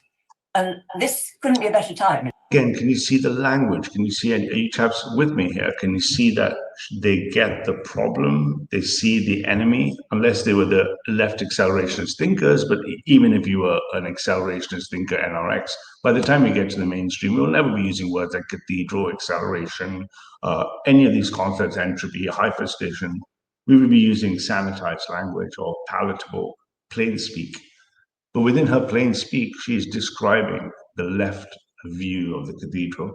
So we're standing on two sides of the cathedral. You're on the Palestinian edge of the mosque, and we're on the Israeli edge of the mosque. We're both looking at two faces of the dome, and we're describing it. And we're describing it a similar way. So the populists, that's 35% of the UK, need three different narratives concurrently to be bound together that show them the dome, the cathedral, the beast from their point of view, that galvanizes them to do what needs to be done in their self-interest. And their self-interest will be a different self-interest. And that's what the unity needs to happen. Again, I repeat my new mantra: the goals of nationalism will not be delivered by a nationalist movement. In my opinion, for us to be rewriting our manifesto, because this is the beginning of a new era of challenge. Thanks, Rosemary. Lewis and then Claudia. Thanks, Efren. I think that another important pillar, another important goal that we need to go after with this redrafting or updating of our manifesto, it's the biggest challenge that we ever faced now because of the critical times we live in, and that's mobilizing people. Eric mentioned hypocrisy as the, what we're facing. I think that our biggest challenge is actually cynicism and fatigue. On a petty, trivial point, what is with lefties and unkempt, uncouth sort of optics? Like, but anyway. When we launched Diem25 back in 2016. And to raise the stakes slightly and be a bit sterner and stricter, the left are ugly and the right are beautiful, right? We're driven, inspired, and we're hopeful because of the Greek Spring, the indignados, and this force and enthusiasm about stepping up and changing things and bringing about change. And what has happened since then, and let me remind you all that the first campaign, the first thing that we did was to fight for transparency. We saw that as an elemental, fundamental, value and aspiration to bring about that democratization that we were talking about, right? And this is very pertinent today still, because when I speak about cynicism, I see how those who we inspired and who inspired us have gone down the way of fatigue.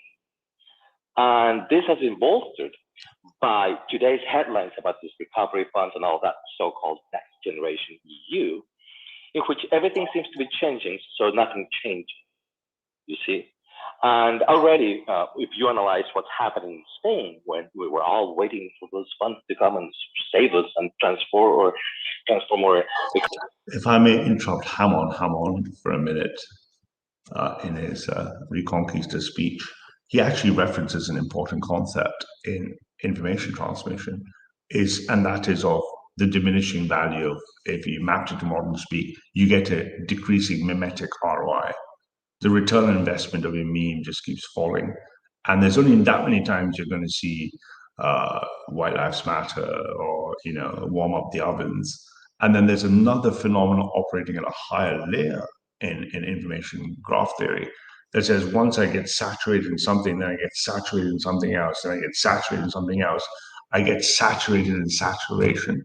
And that eventually leads again in complex system thinking to a kind of exhaustion, if you like. People eventually get fed up.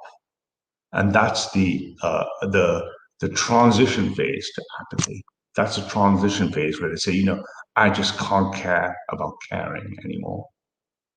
I'm just too tired to care. I've cared too much. Caring about caring becomes pointless. So there's a kind of an apathy risk that can only be solved by a constant replenishing and a constant renewal and a constant regeneration, concepts that are natural to the right? So if you look at the opposite effect in something that's degenerative, say studies into pornography, the more people watch pornography, the more pornography they need to watch. The more pornography they need to watch, the more intense the pornography needs to get. And if you look at long-term studies of pornography on long-term viewers, they eventually get to a point where nothing stimulates them anymore. They get to that violent edge of violence and death because they've been stimulated, their stimulation has been saturated. The left can't handle that. Remember, the left don't want to do that. Progress is a never-ending job. And Hamon here is getting worked up because he obviously can see this happening. Economies into greener, more sustainable models. Already over 50% of those funds bids are being placed by the largest corporations, especially in the energy sector, you see. And unlike the era that Yanis lived when the then economics or finance minister of Germany offered to send 500, I think if I remember well, tax inspectors to Greece to make sure that the reforms and all those things were working. This time around, the establishment is not offering to send inspectors to make sure that those funds are properly applied. And actually, so Albi is a good lad, and I don't know how many of you guys know him, but he has formidable skills and stuff. And you're absolutely right, because I can speak to this personally from the missus and stuff, who is rebranded, for example. What they call it is a brand refresh. And at the top level of companies like Adidas, Nike, and all of these others, there's a high-level brand refresh program that's operating at one frequency. And then all the marketing campaigns, advertising campaigns for the new shoes, the new things, the new goodies are operating at microcycles. And the brand refresh campaign is operating at a relevance, pertinence, zeitgeist cycle that is almost independently detached from the product. So if Adidas is going through a brand refresh cycle, it's doing so, as Albi says, to be relevant in some contextual sense that has got nothing to do with the product. It's, that's where you get Impossible is nothing. Or she's currently helped out with Kareem Abdul-Jabbar, for example. And the idea there, of course, is to take Kareem Abdul-Jabbar, brand him, make him relevant, put his social justice credentials on. And even at this point, they're already thinking, well, that will saturate. So key to this idea is that if you just keep going on about that same thing, demographics 2066, another PA march up the hill, yet another flyer, you're going to hit a saturation point until that system exhausts itself. But Hamon here would definitely star in some Pierre Aldermiller film. We meet the metrics and goals for that change into And we must fight the bull. a greener transition.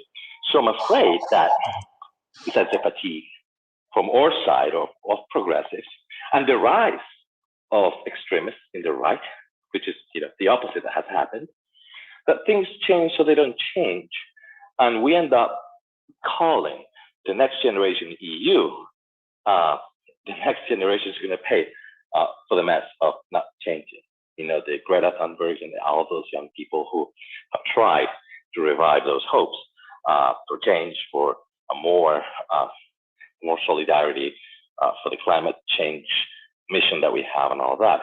So again, I think that, mobilizing, exciting people and offering them hope and a clearer view of what the world, and Europe in this case, can look after is the biggest challenge. Because again, I think that we're facing cynicism that's opening the way for extremists right all over the place.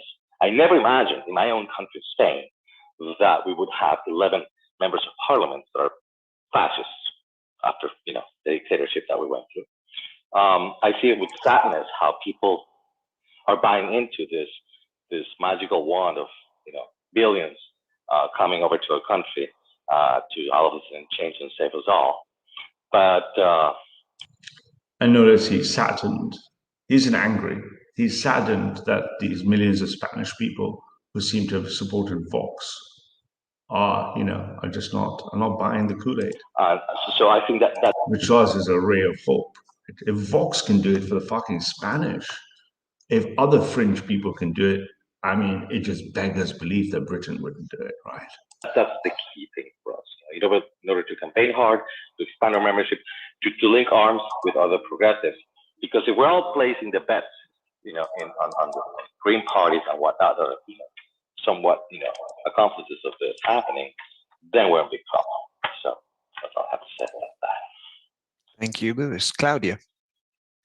Yeah, most of the things I had in mind to tell you are already said, but one thing. Hey, Claudia. Hey, Claudia, baby. It's all about love, isn't it, sweetheart? I mean, you have a love illuminated sign there. All about love. And you've got an Amy Winehouse, God bless her. I got drunk many times with that girl. May her soul rest in peace. You got a bit of Amy Winehouse there, and you got just the love lit up. Yeah. Claudia is all about the love. What was not mentioned yet is the way of communications, to write the manifest, the language of manifest. How can we really touch people in their hearts with what we want to achieve for them or for all of us? This is really crucial, I think, so that we really have in mind to whom we communicate and with what word and which media we want to communicate. And this is, for me, as I'm working in communications and press and media relations, one of the most important things, because sometimes we look like a bunch of intellectual people here and we speak like those, and we can't reach the people we are targeting. And therefore, it's really crucial that when we write a new manifesto, that we think about who we want to really have as our audience and really target them by our languages. That's just my 2 cents on it. Thank you. Thanks, Claudia. Ivana. Thanks. Yeah, pretty much everything was already covered, but I would just like maybe to make some highlights of the things that were said, but I think that are very important. And perhaps, especially from my point of view, meaning from somebody who is from Serbia, and Serbia is not part of the EU. And when we are talking about the language, this is something that sometimes I would like to have more. I mean, I don't even know how to phrase this, but when we look at these people and you look at how much they've achieved by just organization, collectivization on a bankrupt ideology, doesn't something stir in you? You think, this person and the one before, is this all we have to beat? There's a great album, one of the canons, it's Orchestral Maneuvers in the Dark, OMD's 1981 masterpiece called Architecture and Morality, And one of my favorite songs is in there called Souvenir. And in his third final verse, he delivers the killer blow in one sentence, two sentences, which says, all I need is coordination. I can't imagine my destination. Because I can't believe that these people cannot be beaten when all we need is coordination, because we know we're right, and we know we're better, and we know we're brighter, but they're coordinated and we're not. So maybe when this finishes and before we look at the manifesto, maybe I should say, fuck it, let's take a stream hit and play OMD's Souvenir. Are precise that Europe is not the EU. And even if we manage somehow to democratize the EU, there is still this group of countries that don't belong now to the EU, which is not necessarily a problem right now. But we are having high hopes for the European Parliament, for example, to help us in establishing democratic electoral process, which is totally shady right now. And I'm wondering, how can we trust this EU and this establishment to democratize a country like Serbia? Also, Luis mentioned hypocrisy of the EU. I think that is one of those. Also, we are saying a lot about the climate change. Srećko mentioned electricity shortages. I am not having electricity right now as we speak. And climate change doesn't happen just like that. It comes from the pollution. And in non-EU countries right now, there is absolutely no regulation which is in line with EU regulations regarding filters and whatnot. So I think that we should have the manifesto rewritten in a way that we will attract people and wake up. For Dunstan, absolutely, I couldn't agree with you. Lifeless pause. For one more musical reference, the opening of the Headmaster's Ritual from the Smiths. Cemented minds, right? Belligerent ghouls run Manchester schools. Spineless swine, cemented minds. This woman is one of the most least inspiring people I've ever heard. The hope, just like we had the hope when we read the manifesto for the first time. But this time maybe a little bit in more practical terms and less academic and less intellectual. Also having in mind who is our target group. And again, very pragmatic, very goal-driven, very purposeful. We don't want, who was it, Carol the other day said, 90% of the people don't even know what the Long March is, and they have no interest in terms like the Frankfurt School, any such thing. They want clear, plain, simple English, not academic English, not intelligent wit, plain, simple English. And I believe that those are the non-voters, those who are not voting for a while because they don't feel represented. And this is where I see our potential. As for the next steps, I think that we should open this during the summer to our members on the forum and have some questions that will help them frame what should be changed, and perhaps get back to it in September in full mode. Thank you. Thanks, Ivana. And the Iranian, the Greek, the Spanish, the guys, internationalism in full display. And their objective is to destroy Britain. That theme of the... I wasn't a bit hungry and generally quite sort of warm here.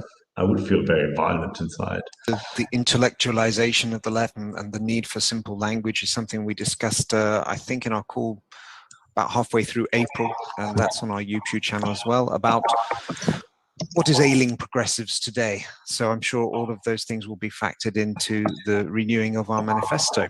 David. Thanks, Behran. I couldn't agree more, to be honest, with what Ivana said. Actually, with the majority of what people here have said today. Just wanted to add that, political will is a powerful instrument. The problem today is that the majority of leaders either lack it, or their will is essentially the will of the financial elite, which funds them.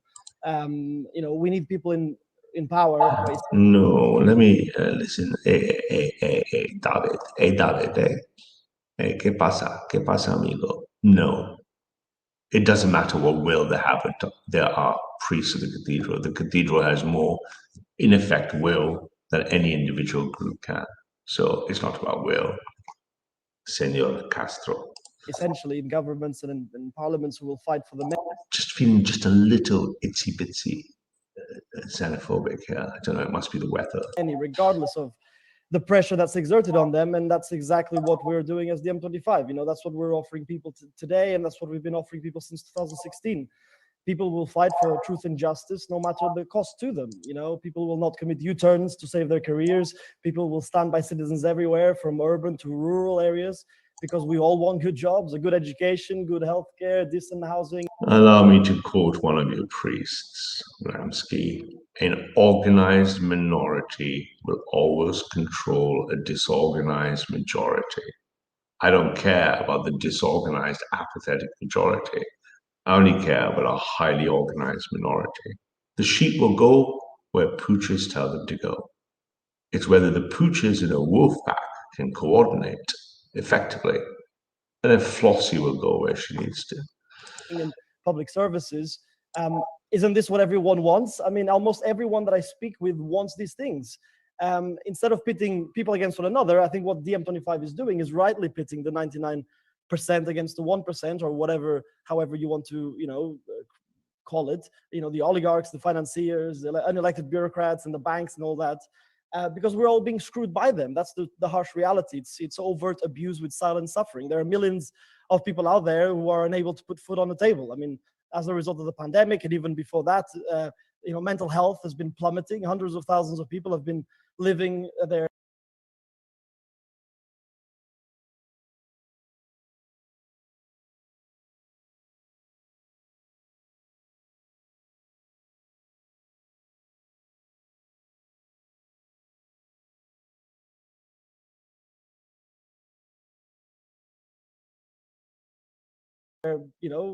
losing their jobs, leaving their countries in search of better futures.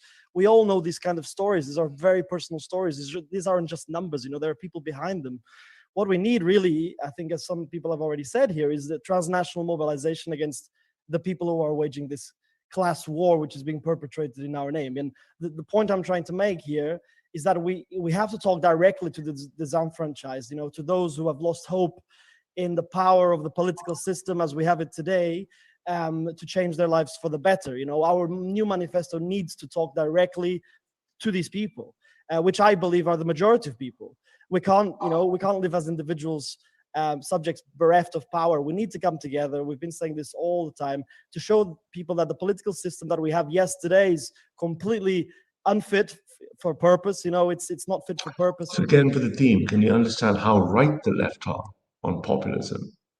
It's just for the wrong reason, the wrong solution. Absolutely. Data, polls after polls that I have just so much of, telling you the British people say the political system is broken, followed by the next number, no political party speaks for me. Top two things to take away. Another one, 3/4 of the people, the government, only trust the government sometimes. So they don't think the system is working, they don't think an individual party speaks for them, and they no longer trust their government. All I need is coordination, right? It's not serving the interests of people out there, but it has to be transformed. And if it is transformed, as we've been trying to do, it can change people's lives, and we need people to be part of that process. This is so incredibly important. Just one final word. I think when we appear to live in societies that have lost hope on a massive scale, which I think is the reality of today. Our task, our task in DM, our task everywhere, comrades, can only be to bring it back. And if you're watching it out there, you can be part of this change. But we need people behind our movement. So go ahead and join us, get involved, and be part of this transformation, which I think is so fundamental for everyone's lives. Thank you. Thanks for that, David. And to join, it's dm25.org/join. Nobody else has their hand up. Yanis, I know you wanted to come back in. Would you like to come back in now? Sure, why not? Thanks, man. Okay, so how do we go about producing the new manifesto? Well, before answering this question, I have a proposal. But before answering this question, I think it's important not to overdo it, not to overemphasize the manifesto as a text. The manifesto needs to inspire, create, on the one hand, an emotional surge within the person who reads it, and at the same time have some elements of analysis, not a full analysis. It can't be more than 1,000 words. Let me remind you that those of you who think, oh, it has to be done in a simple language and so on, that's not true. It's not true. It has to be done in a language that appeals and creates this mix of analysis and emotion. But let me remind you that the Communist Manifesto of 1848 was not written very simply. It was not a language that the proletariat could understand, but proletarians went to battle holding it to their hearts because they could understand a few words and they were enough for them to know that this contained a historical oeuvre that was theirs. Let me remind you of, of the Surrealist Manifesto. This is a very good example of a manifesto which is indecipherable. And no one can understand it, not even the people who actually wrote it. But it doesn't matter because the turn of phrase and the historical juncture in which it was written was such that it inspired. The Labour Party Manifesto of 2017 that turned things around for Jeremy Corbyn. Big, thick, bloody thing that no one read. No one read it. They read 65% of the UK population have never read a manifesto. A few paragraphs here and there, but it did contain the message that here is a substantial document, which even if you haven't read, you know that if you read it, you'll get some hope that, yes, you can affect change in the NHS, in industry, in climate, in this, that, and the other. Yeah, I know. So that, I felt the need to state that. Another couple of points I want to make regarding what both Srečko, Eric, and others said. There is no doubt, and I insinuated that in my first presentation, that we need to be more radical than we were in 2015, 2016. There's no doubt about that. Now we have a post-democracy moment, and comrades, I have the view, Just to address Claire, good afternoon, Claire. If you've been listening from the beginning, you'll see people like him using words like post-democratic, post-capitalist. Most people here who will be part of the answer will be post-nationalists. So it's not rejecting nationalism because we're scared to be associated with nationalism. It's rejecting nationalism because we won't deliver the goals of nationalism. Just like he's saying, it won't deliver the progressive goals because the world has changed forever. That because I keep going on about it, I'll have to do a lot more of it. Personally, I feel the need to do it, not just for them, but because I think this is the time to do it. I believe that since the first manifesto was put together and propagated, by the way, it was a very successful manifesto. It was a very successful manifesto. It brought us so many people, right? Let's not forget that this is the time to rewrite. It does not mean that it was written in a way that could have been improved. It could not have improved at the time. I don't think so, not significantly. But now we need a new version. And we need a new version because since then, it is my considered opinion, and I know that this is a very controversial thing to say, capitalism has died. We no longer live in capitalist times. So yes, we need to be anti-capitalist, but at the same time... So again, to help that we can talk about this, Claire, even he says we don't live in capitalist times, we live in a post-capitalist world, right? You have to understand that this is like being anti-feudal towards the end of the 18th century. There were still remnants of feudalism everywhere, but already Europe, and particularly England, was being transformed into capitalism, into a post-feudal order. We now have a post-capitalist order, which is emerging in Europe and in the United States, but to a very large extent in Europe, which is no longer capitalist. From where I'm standing, it's feudal again. And it's a digital feudalism. I call it techno-feudalism, which creates new challenges for politics, for people. For instance, I have this very strong view that the proletariat is finished. I know this is not a new view, it's an old view, but... It's an old view, but you can see already the left accelerationist movement has been seeping in to the real left as they realize that they're intellectually completed they've been, or with an army or a military metaphor, they've been overtaken by events on the ground. So the military are the best planners in the world, obviously, right? Because there's nothing like having to plan with bombs and guns going up everywhere. And military planning metaphors and idioms are very, very good, usually. And absolutely, it's over ideologically. You could say the left has won, and now what? And he recognizes this, right? But I do believe very, very strongly that the proletariat will always be there, in the same way that slavery was never destroyed by feudalism. There are still slaves around, but it's not the primary mode of production.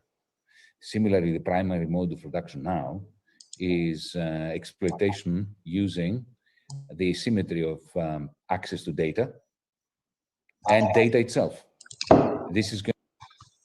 Now, there's one thing that people have made memes about, mocked me about, made countless videos.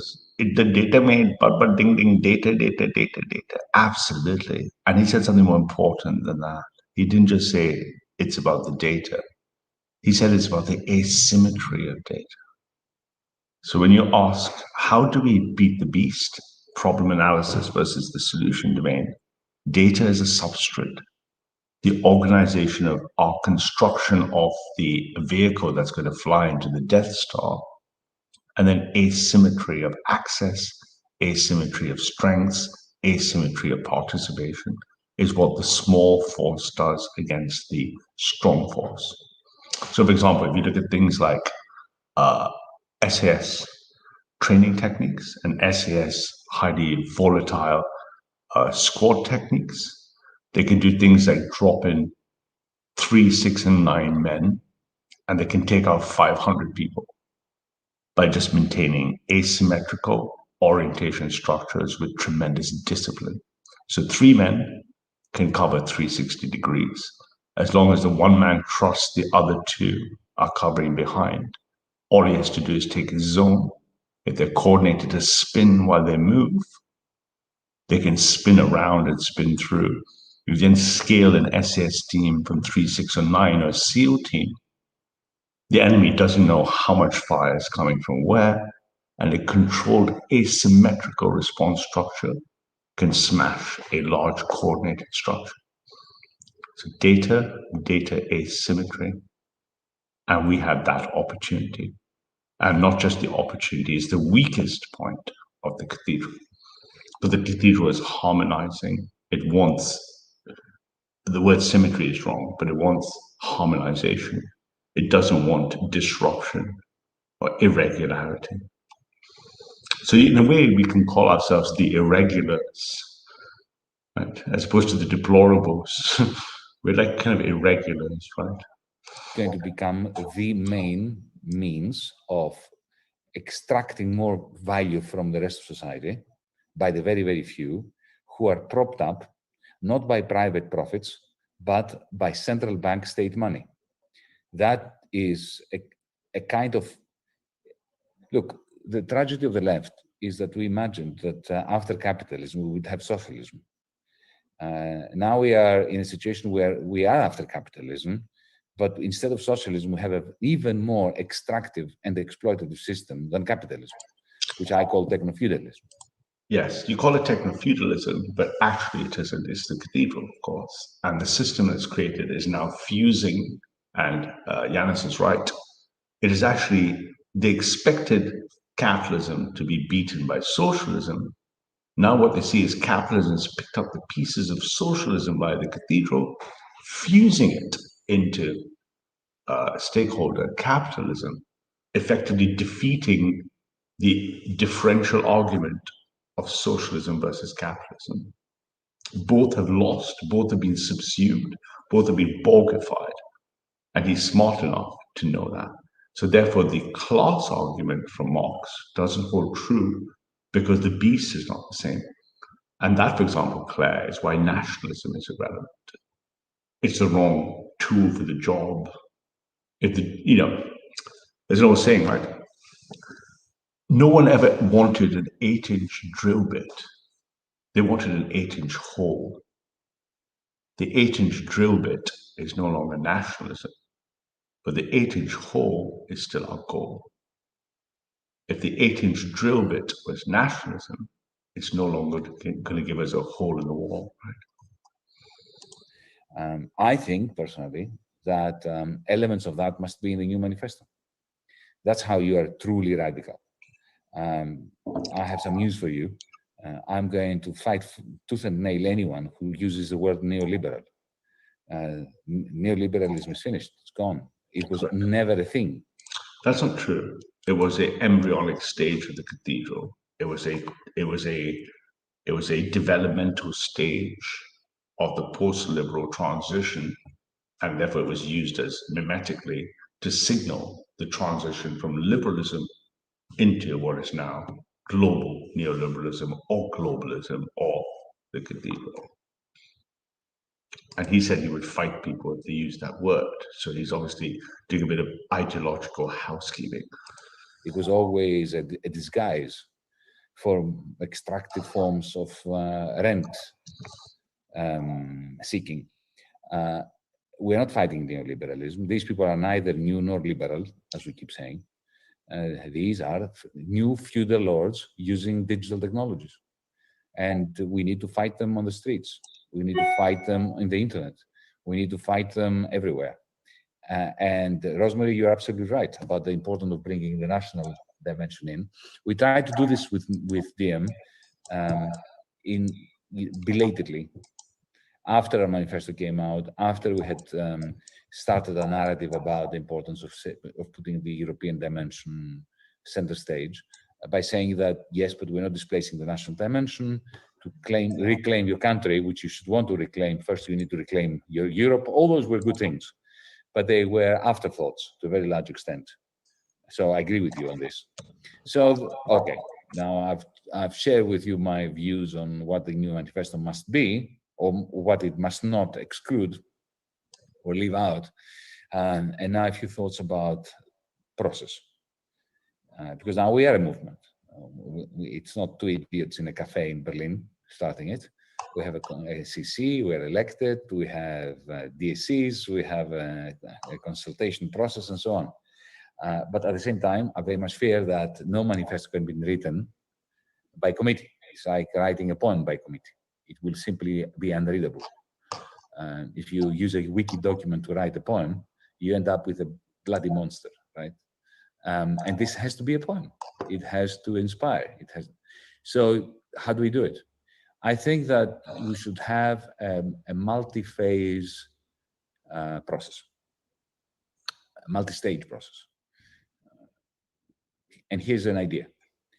We put out to our members an open call for brief 50-word, no more, 50-word suggestions of things that should go into the manifesto. No more. If you write 2 pages about that, gone in the bin. 50 words. Give us your best idea of what should be in the manifesto in 50 words.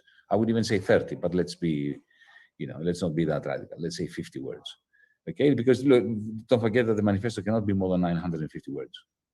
So, and anyone can send 5. If you speak to venture capitalists, which I've done a lot in my life, and they tell you about the elevator pitch, it's absolutely right. I could write a 10-page business plan then someone might want a 5-page summary, then someone might want a 1-page summary, then a paragraph, then a single sentence. So if you imagine this thing called the elevator pitch, you've got 30 seconds to pitch a venture capitalist because you happen to accidentally stand with them in an elevator. And you take that all the way upwards, you've got a single sentence, then you've got a single concept, and you get a single meme and a single idea. And if you look at the biggest, largest global communication messaging structures, brands, they distill it to a single expression, 2 or 3 words, a single word. Just do it, Nike. Impossible is nothing. Intel, ting, ting, ting, ting. Now, Intel will have millions of documents, but we've traced up a pyramid of communication. 65% of the United Kingdom never read a manifesto, probably never will. Such paragraphs separately in separate emails or submissions to the database, and then we can look at those, and then a very small number of us can try to put together a first draft, and then we put out, that's second stage. Third stage, we put this draft out, you know, bring it out there and ask for, again, 50-word comments. And do this. Notice collaboration, communication, feedback, asking the people, building effectively a neo-Marxist citizens' assembly structure towards implementing their manifesto. Now, I would claim such a thing done that way would be inefficient, unlikely to achieve anything, and probably be as bad as what we call design by committee. But nevertheless, what really is inspiring and motivating is the commitment and dedication. And I think they have hundreds of thousands of people signing up to get the job done, as opposed to settling in, opening a bottle of beer, and slipping into a new Keith Woods video. 2 or 3 times, and then in the final analysis, submit a document as the CC. And if others want to submit alternative documents, let them. And then we have an all-member vote. What do you think about that process? Any thoughts? Hang on, me, Golf? Hello, me, I was nodding off. I'm a socialist. I'd like to nod off. Sorry, me, what's it? It's on the process, guys. Since we're talking about how to do it now. I'm seeing thumbs up. Okay. Sounds like a good proposal so far. Yanis, you had any other comment? It's an absolutely ridiculous idea. It should be done by an open, transparent process, cloning the software development lifecycle process that makes technology work. Now, these people don't know that's the best way to do it, but we do. I've had enough. Enough comments and ideas for today. Okay. And that was before we go into look at detail of it. That was what I think should be very telling to us. But I think it's time for a little break, because what I want to do now is look at the actual contents of what they're saying. Because the goal was to see what bits of populism from the left. We'll do the same for the middle and the right. Today it's the left, to see where do we stand in common. Weapons facing the cathedral, weapons not facing the cathedral.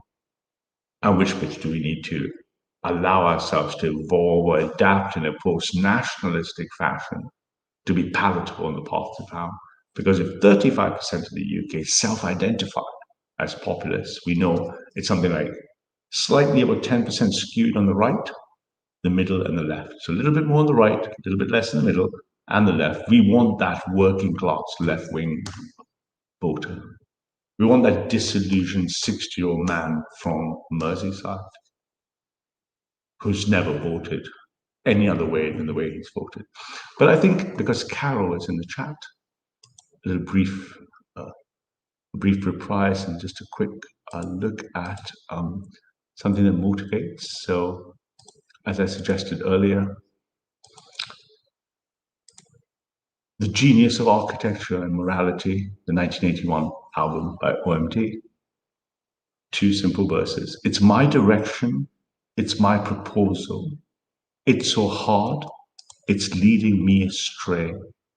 My obsession is my creation. You'll understand it's not important now. Verse 2, all I need is coordination. I can't imagine my destination. My intention asks my opinion with no excuses. My feelings still remain. So without further ado, the genius of architecture and morality, the album, is they were one of the first albums to sample choral choirs in the arrival of new wave synth, and then to play sampling of English choral vocal tracks over pop synth. England produces the best music in the world. OMD, Souvenir, Live, 1981. I'll be right back.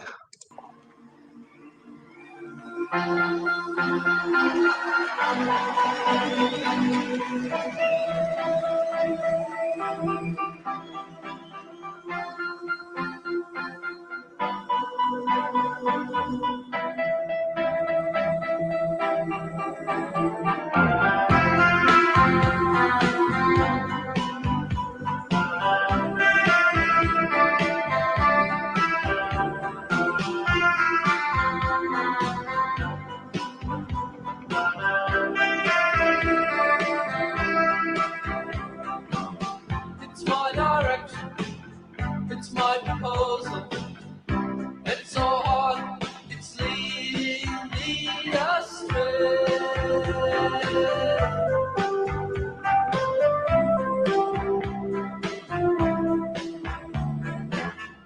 My obsession, it's my creation. You'll understand, it's not important now.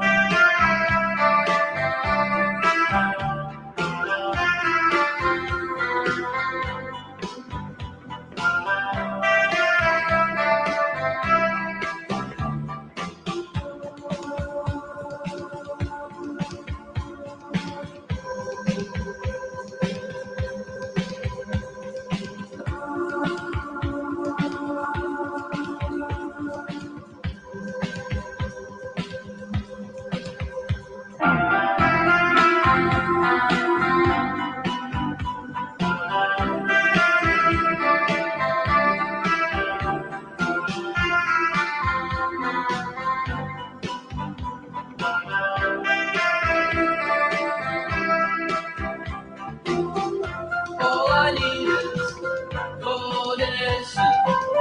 I can't imagine my destination.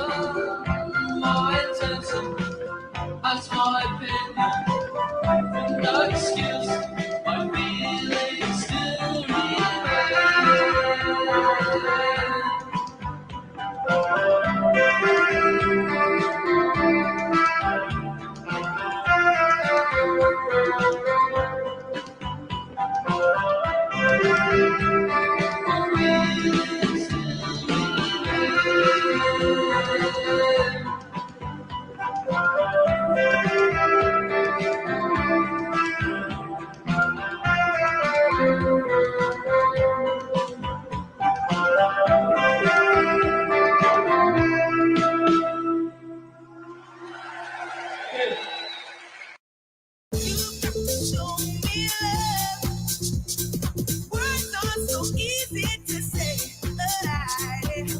Tenendo.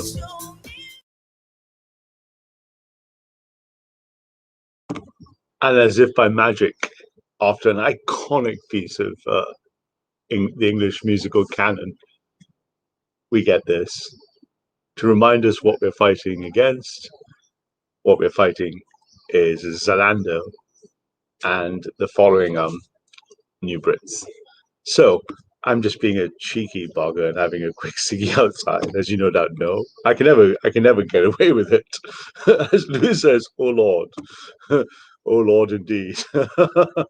Right? As if by magic, after that beautiful, amazing instrumental pivotal band, OMD, you get Zalando. I don't even know if Zalando is real. Can I find it? Does Aquaman live in Zalando? Where is Zalando on the map, I say? Do you want Britain to be Zalando? Is Zalando or Xanadu? I have no idea. Oh God, I mean, right? What did they die for? What did they die for? I know Zalando is German. I know exactly who they are. I know people who work in the Berlin office of Zalando. So allow me to make my horrible degenerate self back inside. I took a cheeky cigarette.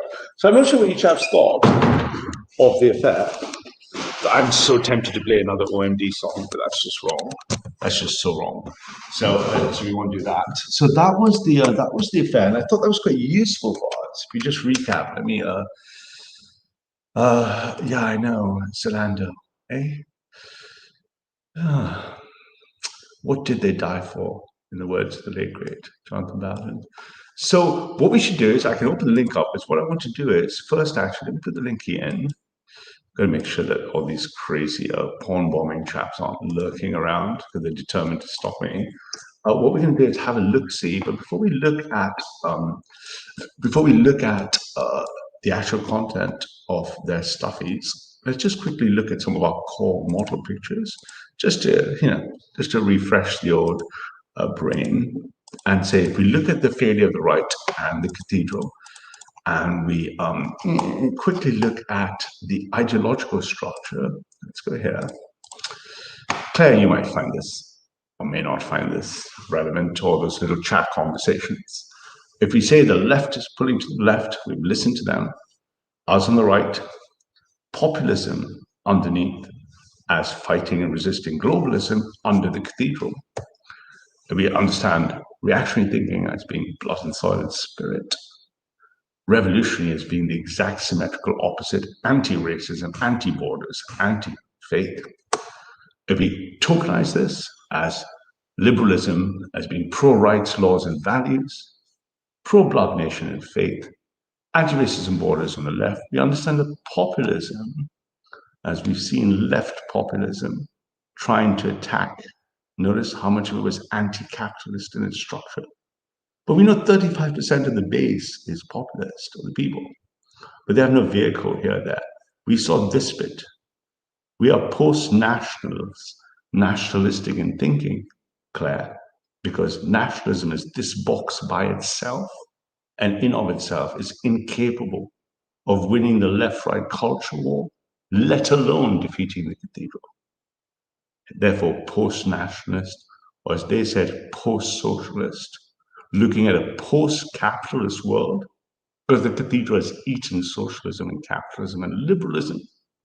And our job, of course, is to say, look at the percentage of self-identification of the British people. With a slight slope, we can see our targets are sitting over here to be had. So that's what I wanted to look at. Let me double check. I'm a bit, just generally a bit thingy, whereas our Sarah has appeared. Unfortunately, Sarah, there's no Dubit or Jews lurking around, so you can't actually get at them today, I'm afraid. Let's go have a look at two things first. Let's look at their website. Zalando, that just felt like it polluted the beauty of the OMD song. I mean, it was just really quite sad. The progressive, it's a pan-European progressive movement that aims to democratize the EU before it disintegrates. When they say disintegrate, we can think of being completely subsumed into the cathedral. Our bid to effect changes enshrined in our Green New Deal for Europe. Read the neo-Marxist, non-academic wing, i.e. not the Frankfurt School and not postmodernism, but neo-environmentalism. And the main thing we want to look at here is you can see who the people are. Their projects have kicked off. Their participation, I think, is already in the hundreds of thousands, looking for grouping and volunteering, organizing themselves, campaigns, etc. Tech sovereignty, European New Deals, transparency, refugees, etc.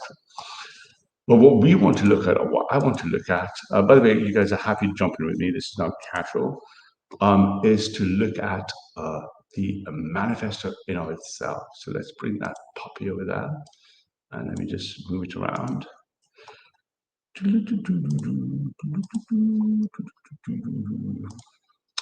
Oh, the things one has to do to just sort of just stop them swimming in really at this point.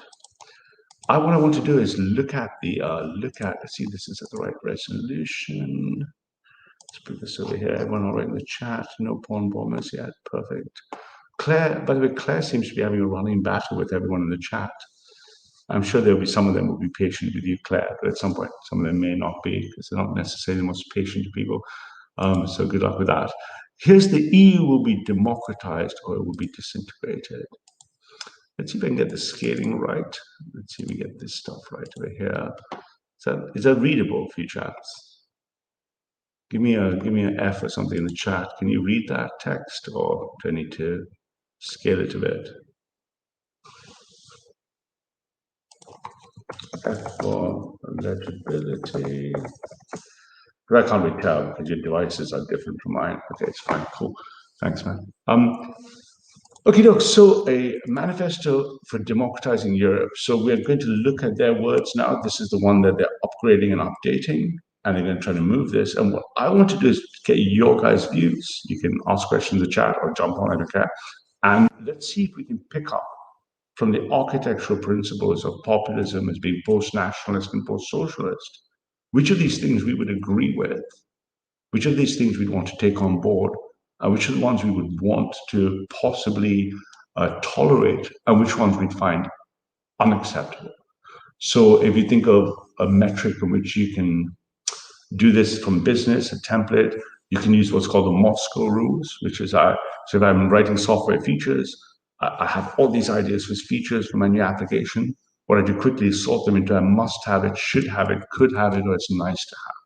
So what we're doing, we're saying things we must have, may have, and definitely won't have, right? So manifesto for, let me make sure this is lined up properly. Here comes someone. Who's this? Is that the real IC3? Yep. It's been important. Huh? Any comments on that IC3 before I have a look see? Yeah, that's been really interesting watching how that new party is trying to form, and how the cathedral has eaten them. And you can see that they don't fully understand what they're up against. This dragon, they don't really. It's a mechanical dragon. Yeah, indeed. It's like your dragons around the city of London. Yes. Except this one is not the city of London, and it's not the bankers, and it's not the financiers. And if you don't believe people like me in the right, you've seen the same message repeated from the left, just in a different orientation. Yeah. They hate capitalism, right? Because it doesn't deliver justice. We hate capitalism because it does deliver replacement. Yeah. Right? Big difference, right? So it's like it's almost like the vocabulary's changed. You can't certain words. Sorry, is that the real Claire? I just need to identify in case. It is me. Oh, good afternoon, Claire. Thank you. How you doing, Claire? Hello. Good afternoon. Hello. Yeah, so it's almost like you need new words because certain words have too much baggage. So yeah, like you were talking about nationalism. Yeah. So it's not nationalism. I understand what you say the nationalism will not be achieved by was it a new by nationalists? Yeah, by another nationalist movement, because there's a new player on the board, and the board has been changed forever. Yeah. What do you mean by this new player on the board? The globalists. The globalists are more powerful than any nation state. They live at the transnational level, and they're not accountable to any nation state. That transition started in the late 1990s, and is now completely achieved its initial wave of taking over every nation state. So you're saying that we have to live with it, and you propose to live with it by doing this thing that you're proposing to do? We intend to fight it to the death. But you seem to be saying you can't. You just said they can't be defeated. I've never said they can't be defeated. You just said that a few minutes ago. Oh, no. I don't believe it can't be defeated, or I would just pack up and go have a nice life and go sailing or something. So I'm trying to help you. Well, perhaps you can resolve this contradiction with us. It's not a contradiction. I'm sorry, maybe there's a misunderstanding. It's not It's not perhaps there was some miscommunication, misunderstanding. If I believed we couldn't beat it, I wouldn't be fighting the fight I do. But you did say the globalists can't be defeated, and now you're saying they can't be defeated. 1 second, Claire. Can I try and address this and see if Ralph will agree with my this globalist supremacist system and intent. It's a bit like your own body. You can't kill it, because if you try to kill it, you'll kill yourself.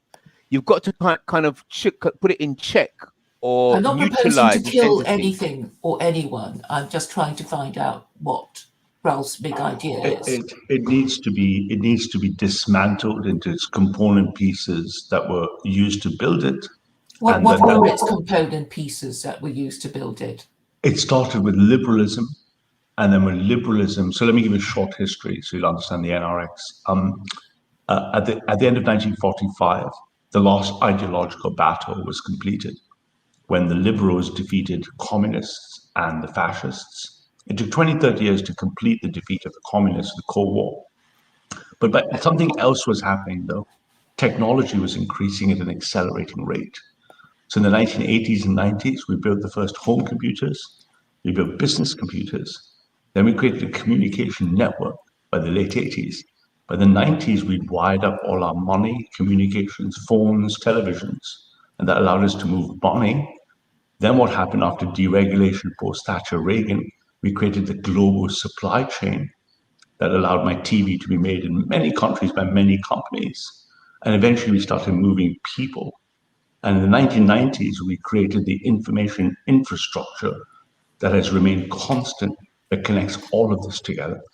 That information infrastructure created in the 1990s gives birth to global neoliberalism. And within 10 years, they're more powerful than any nation state, more powerful than the capital markets. And they call the shots over countries, changing forever political. So Britain wants to leave the EU because it's had enough of its side effects of the side effects of neoliberalism is mass immigration. And you don't have to be in the EU to complain about it, because Canadians complain about it and so do Americans. Yeah, but leaving the EU has been one small token battle, but the migrants have kept coming. Yes, because the government doesn't care. No, because the government is beholden to the globalist system. So you're saying Brexit hasn't made any difference? It's just a joke, really, that we think we've left. It's created. It's Brexit in name only. It's created, in name only, but it's created an opportunity that if we didn't seize, the globalists will just seal that window and close. What do you mean by that metaphor? Because let's see if I can. Let me stop sharing my screen and let me explain. One more diagram will make it clear, perhaps very clear. So if I'm afraid I think in words. So yeah, that's okay. I think in pictures, and there are other people listening, but I'll speak with words, but I'll keep a picture up when I do that. So if I drew the current House of Commons, the political power, this is the division between the left, right, and middle. There's 350 Conservative MPs with a big majority, 200 Labour MPs, and there's a kind of right-wing flank led by Rees-Mogg, the European Research Group, and then there's a left-wing flank by Momentum. But on the other hand, if I plot this by whether these MPs themselves are supporting the globalists, we call this pro-dogma, or if they're anti-globalists, you'll see that the House of Commons is dominated by pro-globalist MPs. So conservative MPs will pay lip service to big business and international business like Google and Starbucks, supporting migration. Global homo Labour MPs will support LGBTQ feminism. Transnational progressivism, as it has been called by the Hudson Institute? That would be the old in other words. That would be the old ideological language, but the NRX have more precise language. The language were the words. Yeah. So therefore, the globalist structure, for example, this nuclear is what we're fighting, and to be able to fight it, nationalism is a component, but in of itself, it speaks to a post-cathedral world as opposed to a strategy. I see. I think you need to explain cathedral to people who are not sure what it means. Okay, the cathedral is, so I can do that as well, so if you bear with me a second. So the cathedral, what happened in this 1990s, let me see if I can help you out. What happened in the 1990s was, has this one got it? Yeah, what happened in the 1990s is, so if you look at the world, a couple of quick important pictures, I'm a picture person as well as words, Claire. The problems of politics and the problems of society has been a problem of scaling people. When we came Skilling people, you mean training? Scaling. So we start with the smallest. SCALING or SKILING? Scaling as in bathroom scales, or the scales in a lizard. Scaling is a technical term of making something bigger by ratio, right? So the initial scaling unit for the humans was an absolute nuclear family. Then what happened when we left the hunter-gatherer mode to the settlement mode? We then scaled tribes by settlement. Tribes and clans were scaled in, but the more people you add, the harder it is to maintain the unit. Eventually, we come to the nation state of tribalism, and eventually these are all biological scaling. The Germans, the Jutes, the Finns, the Norsemen. And then after the 30-year War, after the Enlightenment, we create the idea of a nation state that is detached from biology. Right to the other extreme is a universalist, non-biological way of scaling: Christianity, Islam, humanitarianism. And if you look at this principle across the globe, there's one globe, 7 races, 650 tribes in 200 nations. This is the shape of the history of political scaling. The cathedral and these words associated with these things, think of words: globe, globalism; races, racism; nations, nationalism; ethnicities, tribalism. In the 1990s, when we created a single information infrastructure tied to communications, tied to capitalism, tied to transportation, tied to the telephone, the globalists managed to paint an information structure that has been persistent since then. And that information structure is the political dogma of the globalists. In that cathedral. Sorry, could you just say again something political dogma of the globalists? So the globalists, if you draw a timeline in your head, the globalists show up because of technological integration in the 1990s. They finally have a single machine, if you like, that allows me to connect goods, services, prices into a single connected global information structure that's wrapping the world. This information structure allows the globalists to then create an ideology that surfaces out of it to get them to run and harmonize the world. So if you think of the globalists as people, globalism as its ideology, we call the cathedral the architecture of this information. And in that cathedral, it spins ideology to policy, to regulation, the media circling the messages around. And we'll use a simple example. If the education department creates an ideology like critical race theory, it creates information structures like racism, races are equal, racial injustice, racial oppression, systemic racism. The government will go ahead, start emitting documents that says these are policies. Look at the WF. Structure changes must be at the heart of fighting systemic racism. Racism and racial injustice. How to achieve racial injustice in the workplace. What happens is then the government, business, and education participate in an information dance that goes round and round. So business regulations will be inclusivity. Everyone is welcome. Everyone is valued. Everyone is respected. Everyone is equal. These ideas are now codified in information, spinning around this cathedral. and it surfaces the dogma, the ideology of the globalists. Traditional political philosophy, capitalism, socialism, feudalism, monarchism are irrelevant because they were never designed or present in this structure. Therefore, the NRX views the world as power within the structure, and our objective as neo-reactionaries is to take a right-wing perspective on defeating this information structure. Make sense? Do you have it written down anywhere? I've generated about 3,000 slides, documents all over the place. Not Well, only- I was hoping for some text so we could, so I the haven't individual written- words can be analysed. I haven't written any blogs and posts, but I can point you to lots and lots of referential material that might articulate it. Ralph, could I, would you agree? Hello, good afternoon, sir. Good afternoon, everybody. How you doing? How are you doing, IC3? Good afternoon, Claire. How are you? I'm all right. So, Good afternoon to you. yeah, thank you.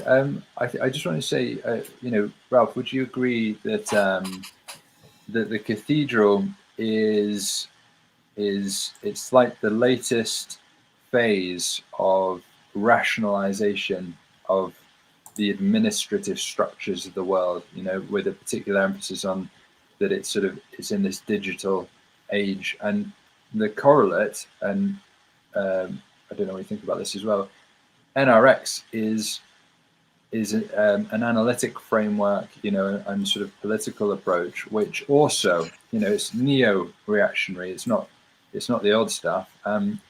So it's this duality in this dance in this modern digital era, with all of the implications of, you know, hyper-rationalized systems, big data, and yeah, I know the world is clumsy and it's very inaccessible to others, but you know, this was all produced by very sort of geeky type of sort of people. But if I were to simplify the language, you can imagine that if this was the ideology of an organization called the globalists, then this information architecture is its manifesto and its procedures of operation.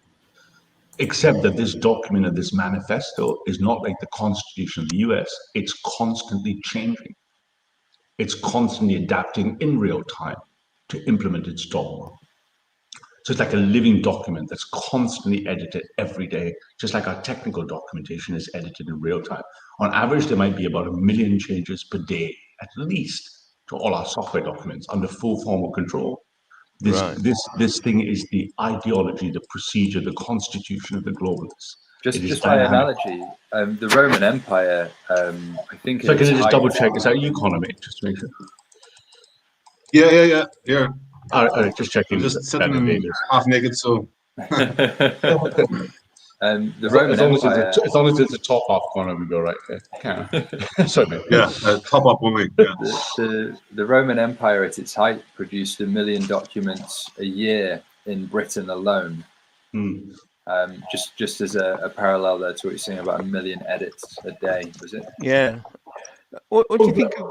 Go on. Yeah, we think that the web itself has roughly about 100 million documents, and the number of changes per day are much higher, and they're very dynamic. But unlike the old documents, these are documents connected to other documents in a web of documentation, as opposed to books that are not connected to each other.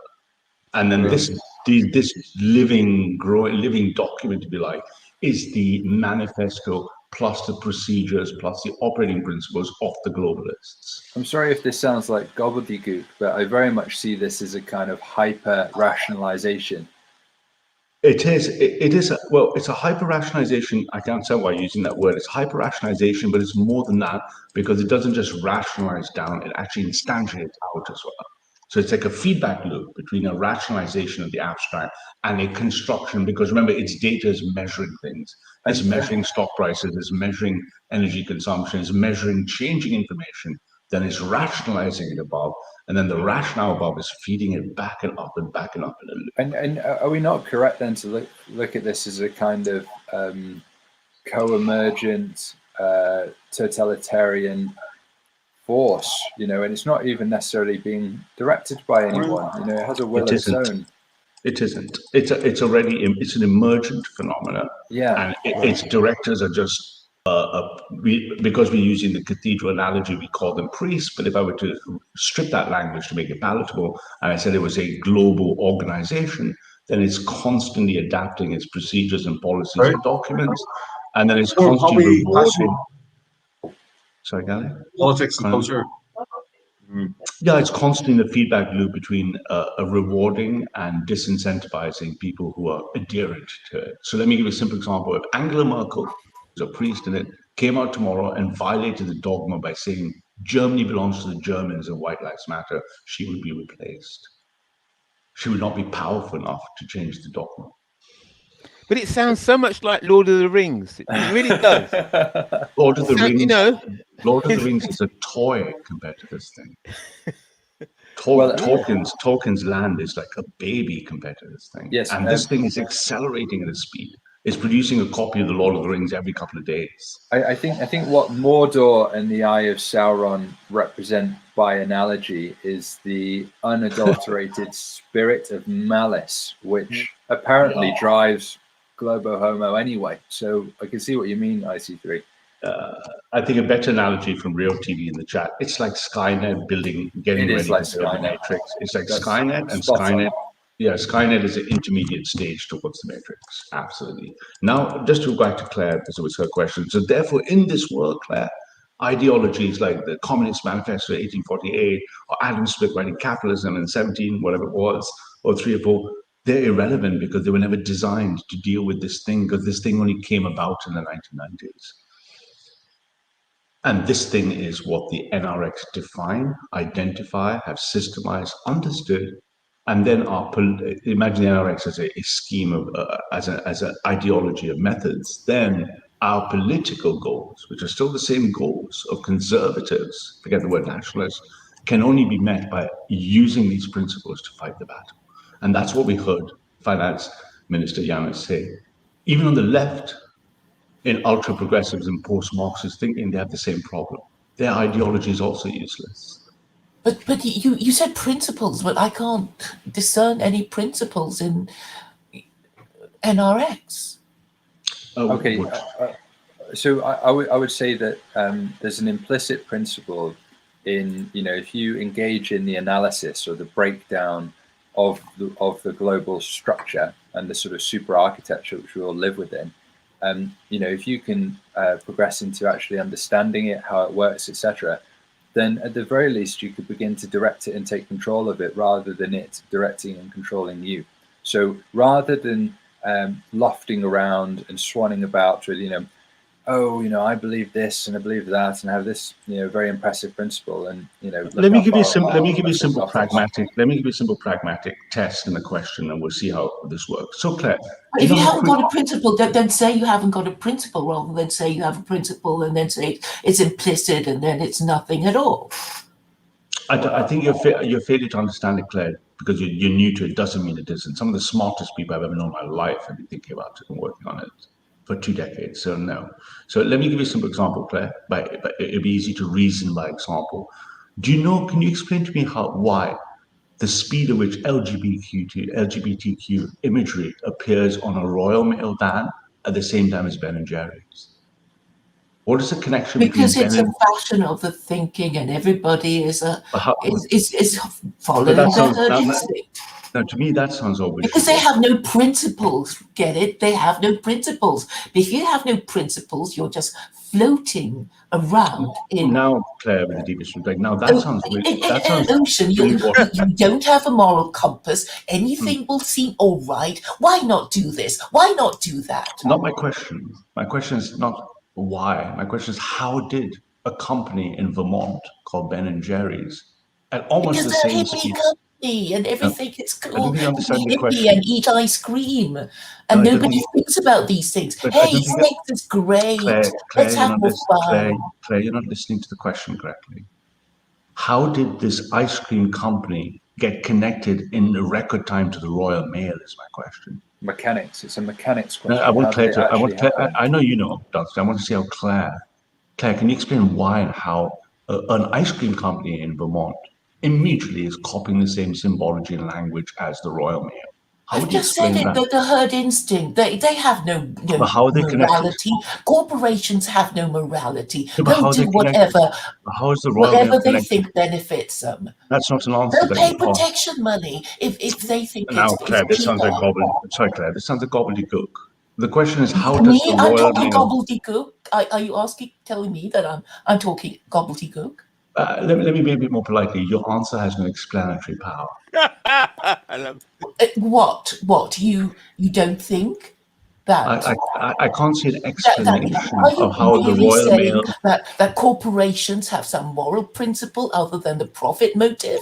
Not my question. My question is, how does the Royal Mail and I've the just ice cream said company? that they follow their herd instinct. They But all do the so same what thing. is what? They think it's profitable to be cool and rainbow Okay. coloured, and that's what they did. I've answered your question, and you say did, it has no explanatory. Maybe I'm asking for a little deeper answer. How did they follow the herd? How did the executives at the Royal Mail or the charter trustees of the Royal Mail make the decision linked to an ice cream company? How did it happen? I don't know. How would I know these things? We know. Okay, so you know, and you say it's a not me. conspiracy, do you? No, we know, and it's nothing conspiratorial. It's technical. Go on. Because the mean information structure that informs the policy for a global company is shared in a single dogma. What do you mean by that? Because the information structure, Ben & Jerry's will have a policy document, and its policies and its ethos principles will guide what it does for its marketing department. That ethos principle is connected by the globalists to the same information structure feeding the Royal Mail. So they consult the same PR companies who Once think the it's penny cool drops, to be gay, right?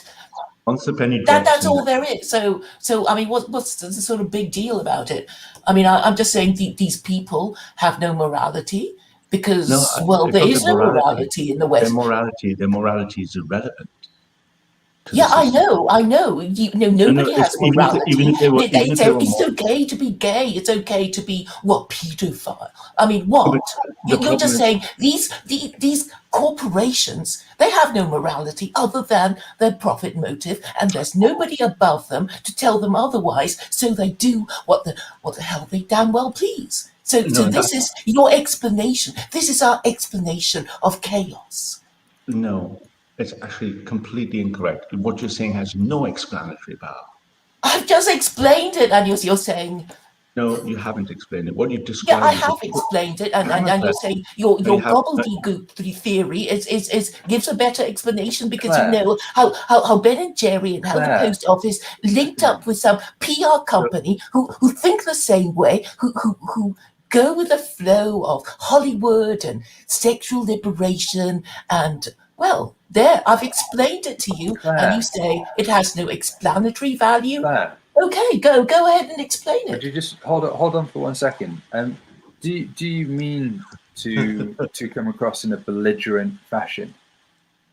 Well, if I don't, you'll just waffle on, right? And everybody who loves Ralph's soothing tones will just nod away like nodding donkeys. Okay, I can tell from the chat that they haven't the faintest idea what you're talking about, but they're going to go for you because you sound posh, like right? And you've been in banking, and you've got some sort of reputation of nationalism. But what are you actually saying? What are you actually saying?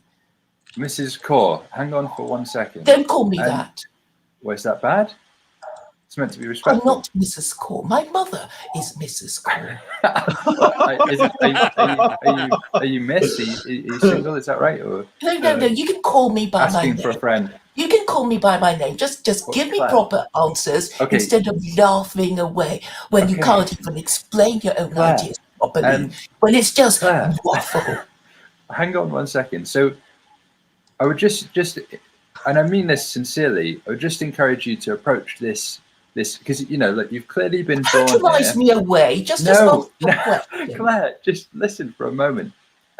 You've clearly approached this, this group of people who are chatting out of some sort of authentic curiosity. So in that, good faith spirit, if we can call it as such, just approach it with a little bit of gentleness of intellect, you know, and subtlety. We're looking for If you're nuance. just be bullshitting away, you're wasting everybody's Would you time. just All hang right, on? if you can't Would you explain just- yourself, then it's bullshit waffle. Would you just hang right? on for a second? The whole game here is a Game. comprehensive. It's a game, is it? It's a game for you? Claire, would you just listen for a moment? We're thinking. I just see all these trigger words. Oh, it's a game. It's a. Just because you're triggered doesn't mean it's a trigger word. Well, explain away. Would you just try not to interrupt for a period of 15 seconds, please? As I just want to get something out. There's a depth of analysis which can only be achieved with consistent and measured thinking. Now, to flesh that out in physical terms and make it tangible, when you analyze a system, and if you imagine a car, for instance, you know, we can use vague generalizations and black and white language, like it doesn't work and it's fucked and all this kind of stuff. Or you can look in explicit engineering level detail into all of the different elements which make the car function. Now, that is a metaphor for what we're doing with globalism. Okay, so you're saying I'm a woman, I don't get car mechanics. So what's your next analogy? Oh my God. Look, you're just telling me I don't understand, so explain. Go on.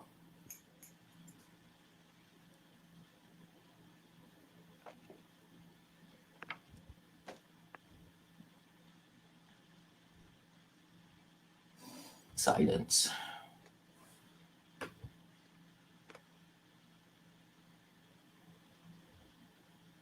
Why is no one talking now?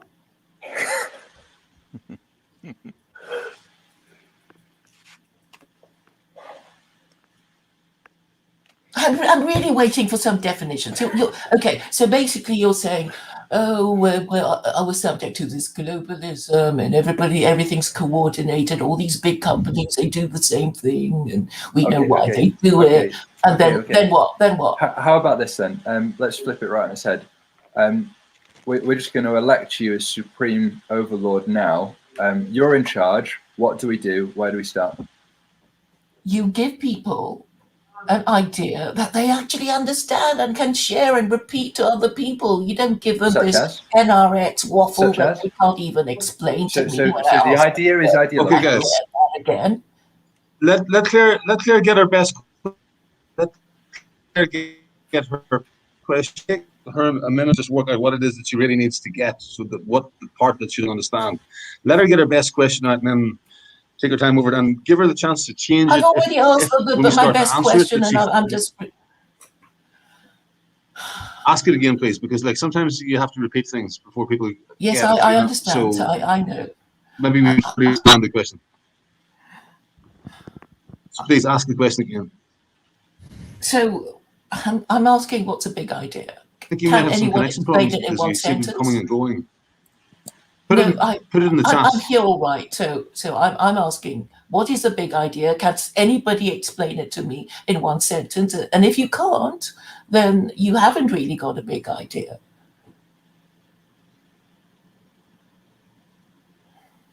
I'm here for the analysis. I wouldn't consider myself an NRX, but I really think the NRX analysis is really useful. The cathedral, the inner party, the outer party, the fact that it's an emergent system, the fact that it's bottom up and not top down, the fact that it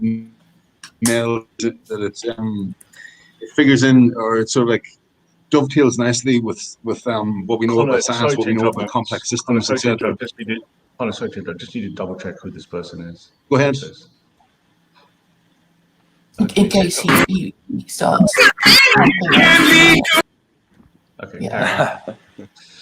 So sorry, I went for a cigarette. I hope Claire has calmed down. So Claire, have you calmed down? Look, I can use many analogies, but if you're not willing to want to understand, then I do want to understand, and I have calmed down. And I'm waiting for an explanation, and people okay. are Well, let me just give you. repeating the same thing again. Okay, so let me give you. So first thing you need to understand is that we live in an information age. So let me give you a simple example. I want you to try to work through an example, right?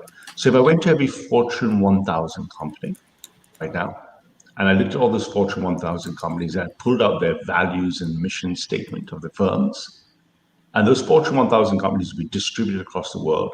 I'll find an expression like our corporate policies support diversity as a strength.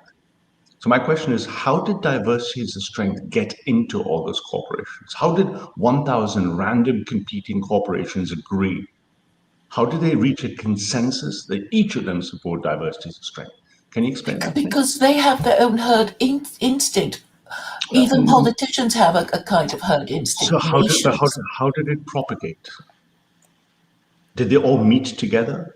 Did they agree? They were probably advised by the same PR people, and they know the government supports it. So, you know, they go in that direction. So we're making progress. So if you imagine a communication infrastructure between these companies that they all exchange, should we include diversity as a strength? Should we resist diversity as a strength? There must have been some consensus process that got them all to agree, because when I look at the evidence, they all agreed.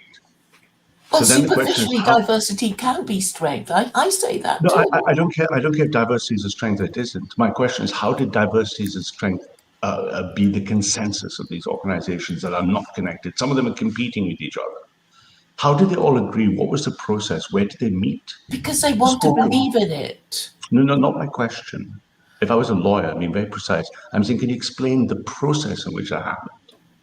We can only guess because we don't. No, we don't really know, do we? We don't guess. We know exactly how. Okay, so your evidence is. The information consensus process is understood by the NRX and can be described algorithmically. Okay, that's just going to be outside the understanding of those people. No, so I've got 1,000 firms. So if I try to connect 1,000 people in 1,000 firms, even if it was just 1,000 people, 1,000 combinations, I would need a number that was 2,568 digits long. If I try to connect just one person and every person speaking to them in all combinations of communications, it would require a number with 2,000 digits long. Clearly, they were not a number with 2,000 digits long. So something else must have explained it. I've just explained why they would all agree with each other, because they were advised by the PR. Not why. Not why. How. Not why. How. I've also explained that it sounds superficially true, and it sounds not why prevailing orthodoxy. No, but you're giving me answers to the question why they would agree. I'm asking the question, how did they agree, not why would they Okay, agree. and then you said something about a number that's 2,000. Yeah, because if I took one person from each of them and I tried to wire up all possible communication patterns, I would have a number with 2,000 digits long in number of communication patterns. Okay, well, I don't get that, and then you're going to tell us. So what I'm saying is, the more complicated thing. It's complicated if you don't understand it, but once you understand it, a lot of people seem to understand it here. So Okay, I don't. I'm done. Okay, so maybe on that you can explain it to me. There's a gathering sentiment that we're being derailed, and yes, that is a gathering. Okay, right. So I don't understand. You're here. You're supposed to explain it to me, but you don't want to know. The train is ground to a halt at your pleasure. Yes. Okay, so you guys want to. Well, what do you actually want to do? You want to explain your idea, or you don't? If you feel like you're willing, if we feel like you're willing to, I am trying to understand your idea. So let me ask you: do you believe you have been resistant and not really trying to? Because I've taught lots of people this stuff. Can we try a different approach? Can we try a different approach? Try one more, but the train must get back on the rails. Yeah. I'm going to try and get back onto the rail from this from a different approach. Last call. All aboard. All aboard. All aboard the good train NRX. Right. So, Claire, can you give us an understanding of how the world works from your understanding, and then we can see where we can go from there. How do you understand the world works, and what do you understand the problem to be? What is the actual problem? Thank you. That's such a constructive question. I see three. So I see things. Some people say it rather simplistically. I see the decline of the West as a problem that is linked to the collapse of its morals. The collapse of its morals can be linked to the sex revolution, feminism, the pill in the 1970s, and this has allowed Western society to slide into a degenerate matriarchy where most parents in such a society are unmarried parents, and this means that each subsequent generation will be more degenerate than the previous one, resulting in ever lowering standards of education and behavior, and causing the decline and fall of the West. And the simplest thing to do is to restore the patriarchy by. Okay. So that's my narrative, and I'm saying. Representative democracy is unnecessarily divisive, and this is what causes the government to be so divided and ineffective, and people fighting over nothing at all, rather than politicians fighting each other over nothing at all, rather than governing in the national interest. And this has allowed China, which has a one-party system, to power ahead. The textbook linear pre-cathedral explanation of the world that cannot give me an explanatory power for why all these companies decided to simultaneously, in a short period of time, adopt the common dogma.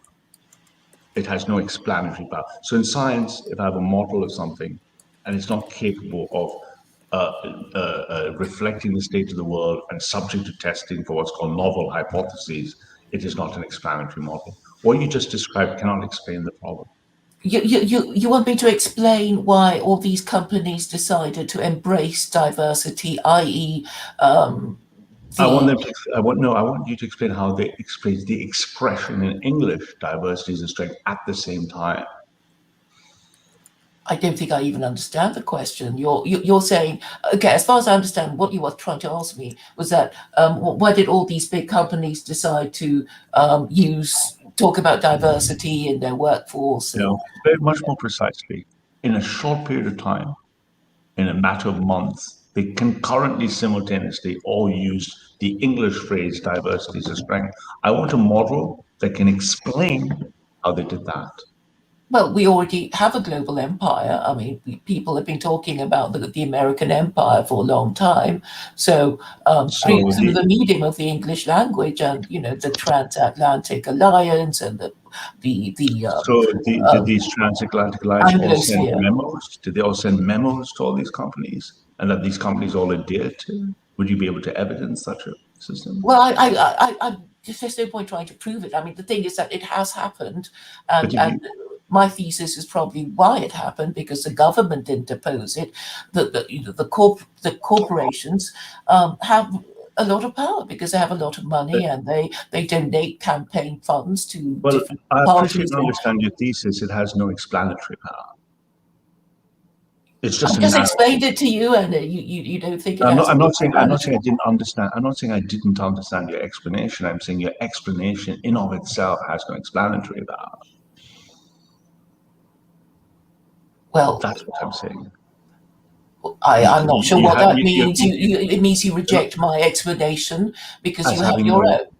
No, but not because I have my own. Even if I didn't have one, and I was trying to explain the phenomena, your evidence, your model has no explanatory power. It doesn't explain how all these PR departments, some in competition, some in cooperation, some in no contact with each other, all decided at the same time to use the linguistic expression, diversity is a strength.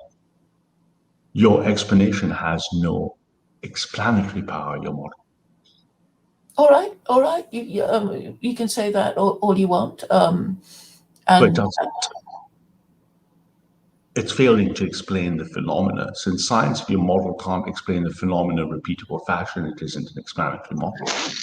Well, I'm saying this is what political correctness would want people to do anyway. It's feminism, egalitarianism. It's a whole foundation of that.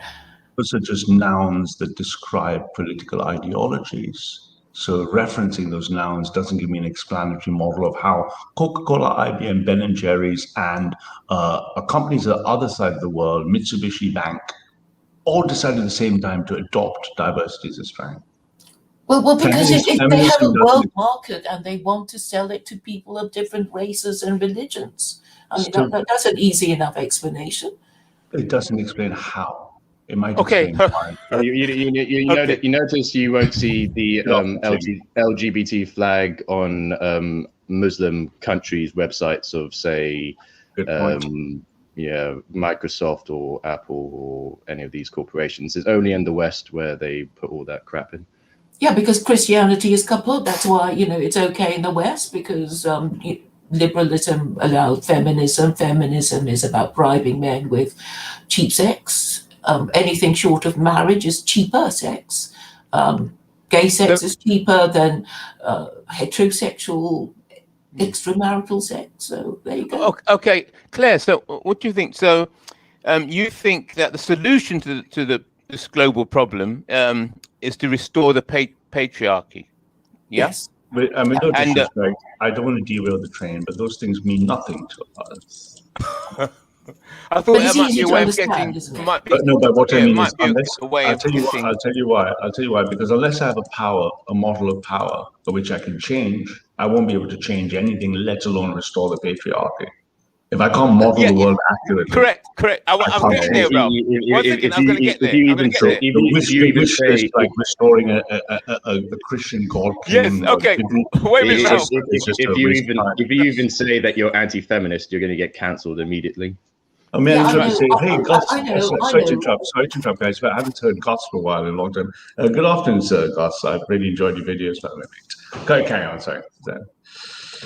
Well, I mean, if you're not prepared to say what needs to be done, then you're even less likely to do what needs to be done. So we know exactly. We have a model that can explain the world as devised by people with a deep understanding of things like maths and computer science. With that said model in hand that does have explanatory power, we wish to use that model to fuel our political missions. We're not modeling for modeling's sake. We're modeling for political sake. Right. Okay, so Claire, what do you think is the solution then to restore the patriarchy? What model are you thinking about? Are you asking me how I am going to get people to want to agree to support restoring the patriarchy? Is that really your question? Like, maybe you agree with it in principle, but you see that it has practical difficulties in its achievement? No, I just want to understand where your mind's at. So you see the solution, because trying to focus on solutions. We have some disagreement on what the problem is. So I'm thinking that maybe we can we'll come to some agreement by tackling it from this way. So you're saying the problem is, or the solution is to restore the patriarchy. Yes. What is your view to the best way to restore the patriarchy? Well, you first begin by proposing that it should be restored, and then dealing with arguments, well, defending the proposal, because there'll be lots of people who say, no, it can't be done, it shouldn't be done, it is evil, whatever.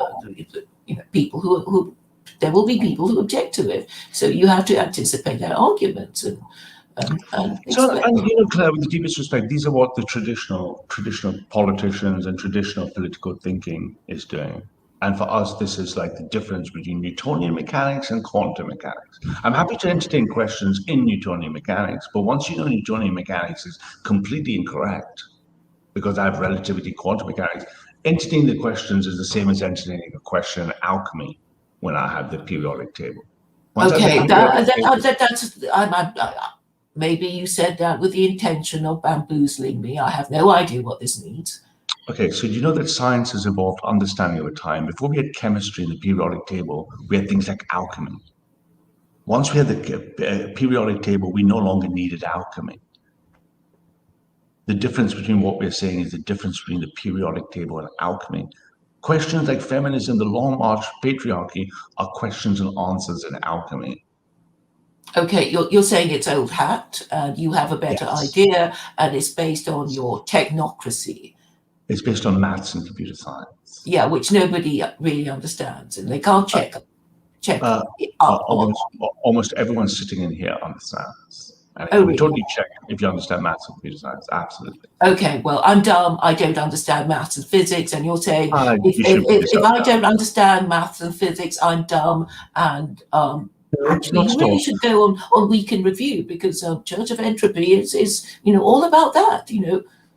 I think If you don't it's understand more- quantum physics, you're stupid, and you should just shut the fuck up, right? No. It's I just think it's just requiring new information in the sense of, like, if you simply try to say, oh, we need to convince people to have the patriarchy back, it's just a non-starter.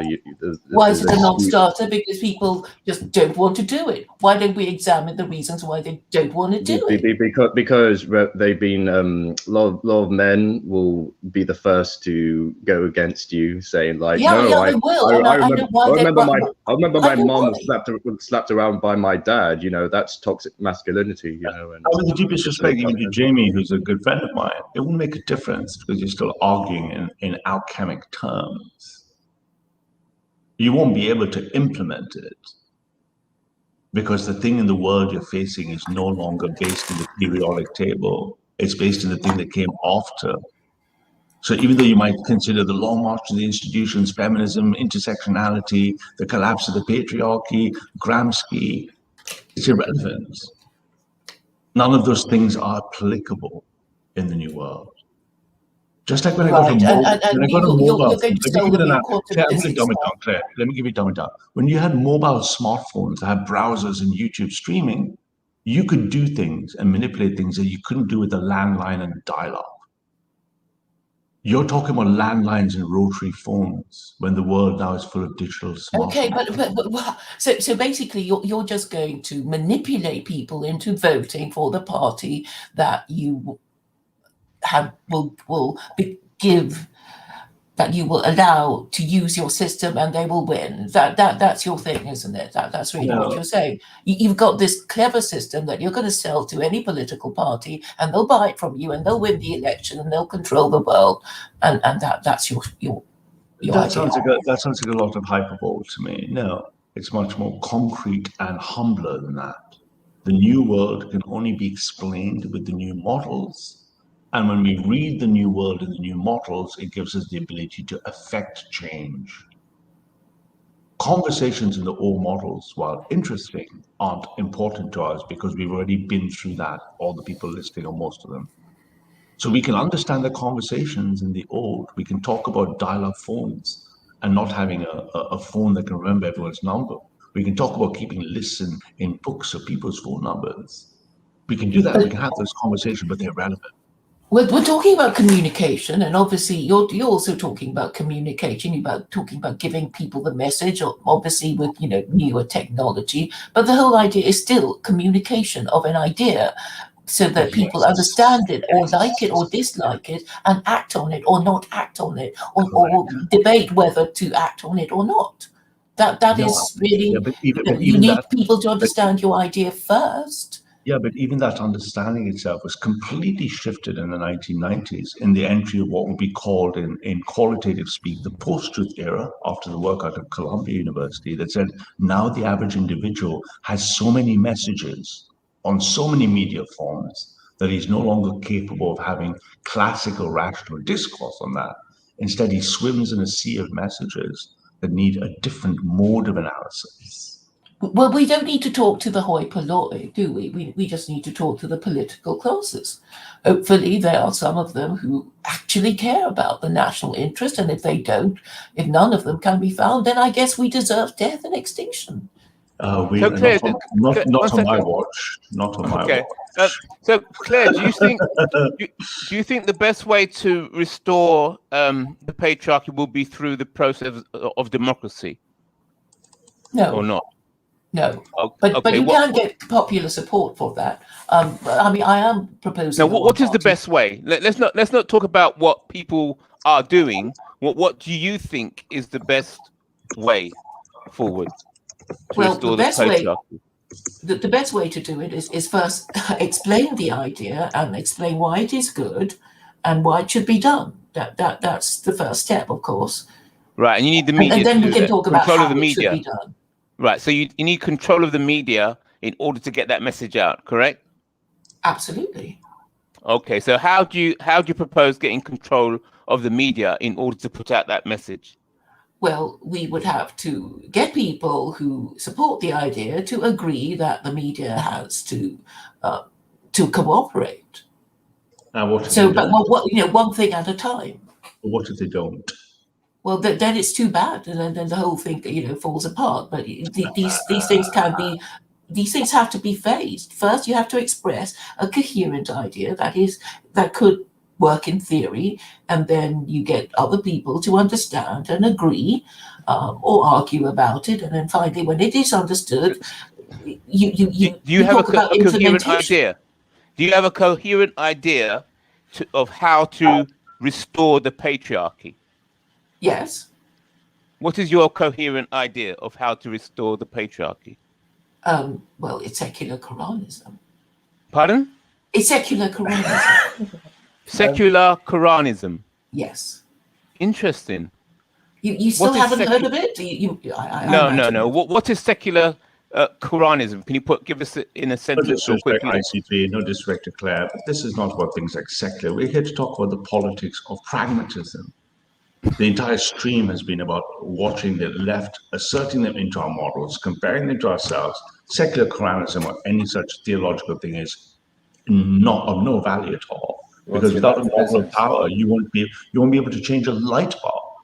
Well, I'm basically saying that the reason why politicians are so corrupt is because they are basically morally debased and without any moral education, and because Christianity is kaput, and therefore, if Christianity is kaput, what's the most obvious thing to replace it? And I propose that it is Islam. What else is there? There's a middle ground here. So I think what we'll do is we'll crack on and hopefully take power, very soon. And then once we're in power, we'll give you Kurdistan to rule as you see fit, and we'll put your ideas to practice. I don't really want to rule anywhere, but you're saying you have a better idea, and it's to do with manipulating political parties. Or no, you're selling your idea. You'd make a very historically interesting ruler, Claire. Thank you. But it is not my intention to become a ruler. I'm just saying, here's an idea, because, and I think it is the solution because I've diagnosed the problems correctly. And it is all about the correct diagnosis of the problem, isn't I would love to see how you and the Kurds get on. Intervening is you do not have the correct framework to even express that, Claire. Patriarchy, feminism are incompatible ideas in that they have no explanatory power to explain the globalist world, nor to change it. If the point it's a female vote, isn't it? The whole idea is still, that still no explanatory power. Well, I haven't even begun to explain it, have I? So I'm saying, with that benevolent offer from our future ruling party of Kurdistan, can we move on? Move on to what? I'm not about to explain what. I don't know. Perhaps if you got a sort of a notepad and a pen and just sort of, studied quietly for a while, and then we could crack on. Fine. So you can crack on. Yeah. Thank you.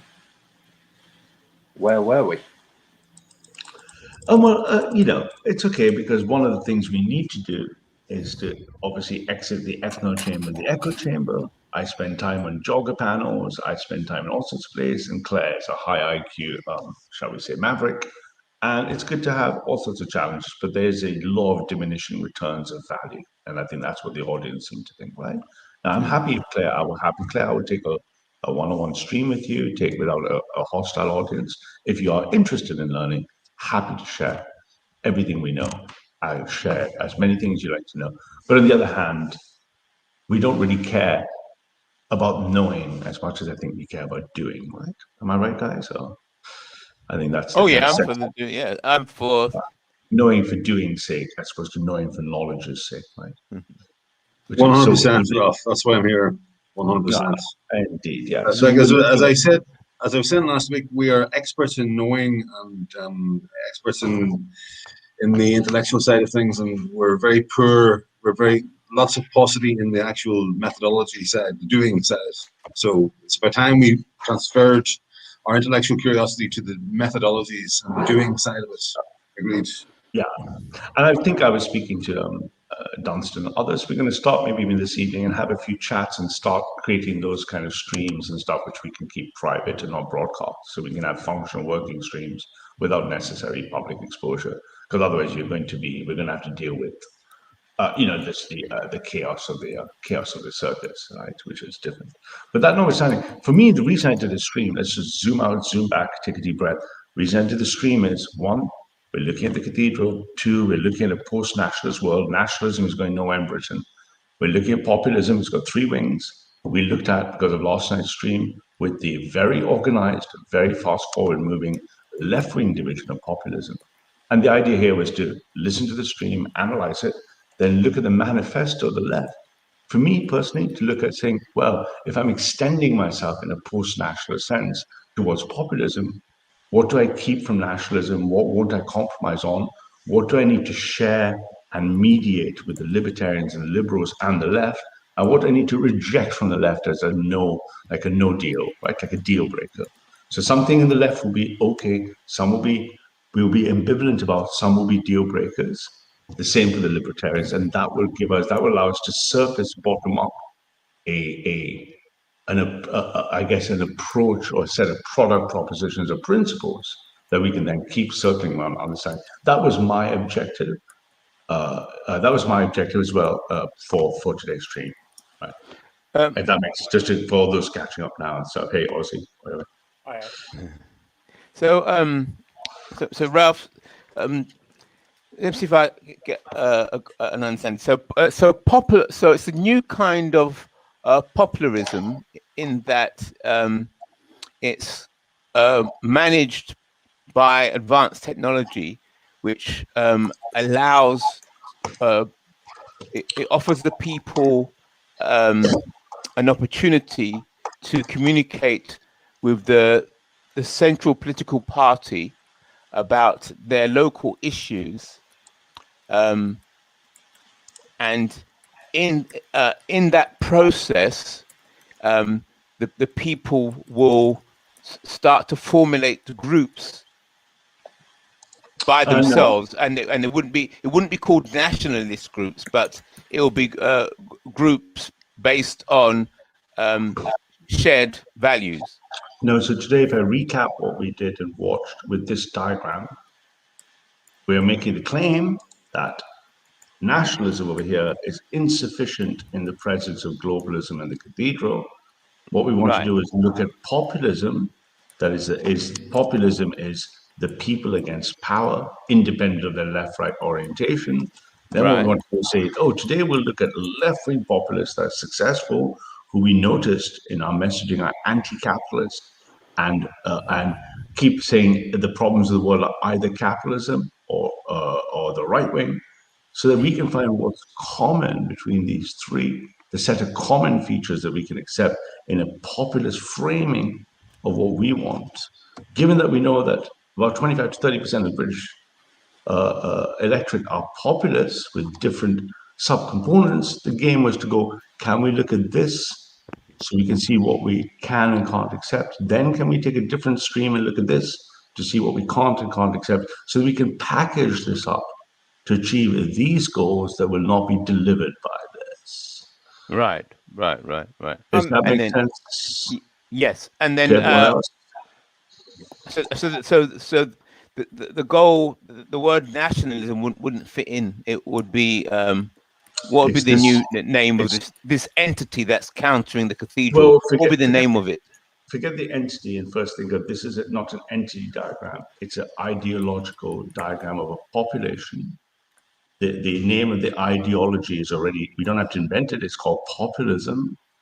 It puts the people against the governing, right? The people against the governing, given the globalists are the governing class. Right. Okay. Right. So now we're talking about if populism, if nationalism, we're in a post-nationalist situation, just like the left told us in a post-socialist, post-capitalist situation. The question then becomes, what do these people say? What are their desires and what do they want and don't want? What are the people running around the street going, more freedom, more anti-vaccination, more Magna Carta say they want or don't want? What do we say in the old right, the nationalist right say, that is going to be palatable to these people? Because that's the framing. Right. That's what right. interests me. That's Right. Claire notwithstanding, does that make sense to other chaps? Is it just Yeah, me? I actually just wanted to quickly pick your brains. I think it's sort of related to this, but not necessarily. So Yeah. you said that nationalism is has failed, and I'm wondering if do you mean the term or do you mean the overall construction of ideas? Because I would posit. Sorry. Go. No, go ahead. Okay, because I would posit personally that as a whole, things like avoiding, I don't like the term replacement, but I guess it's what the word we have.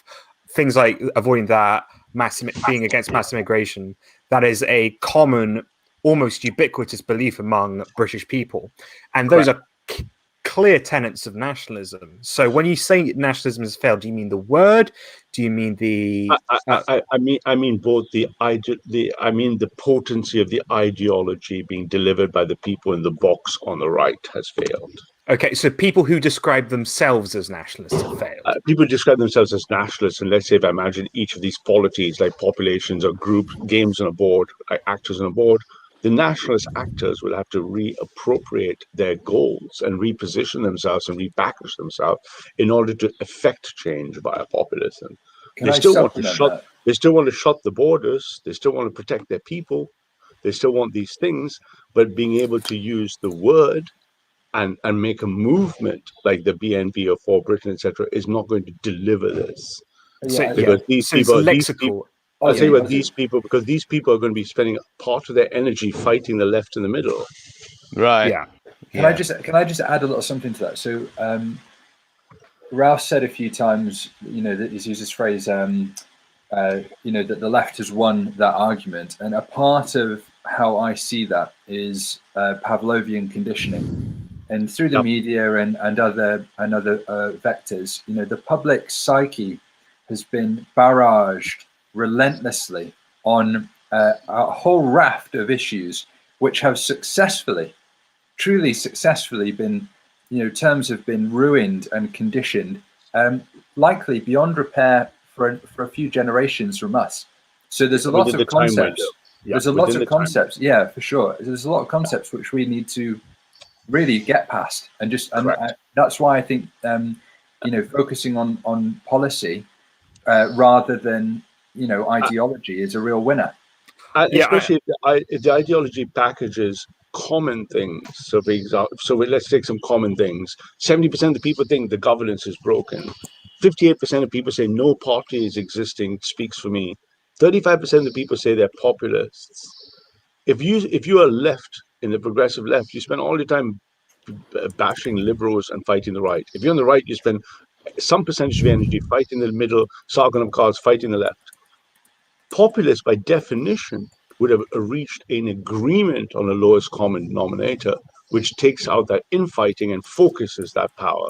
How do we know this is evidence? That's exactly what the AfD are identifying as. That's exactly what Vox are identifying as. That's exactly what the other successful parties are identifying as.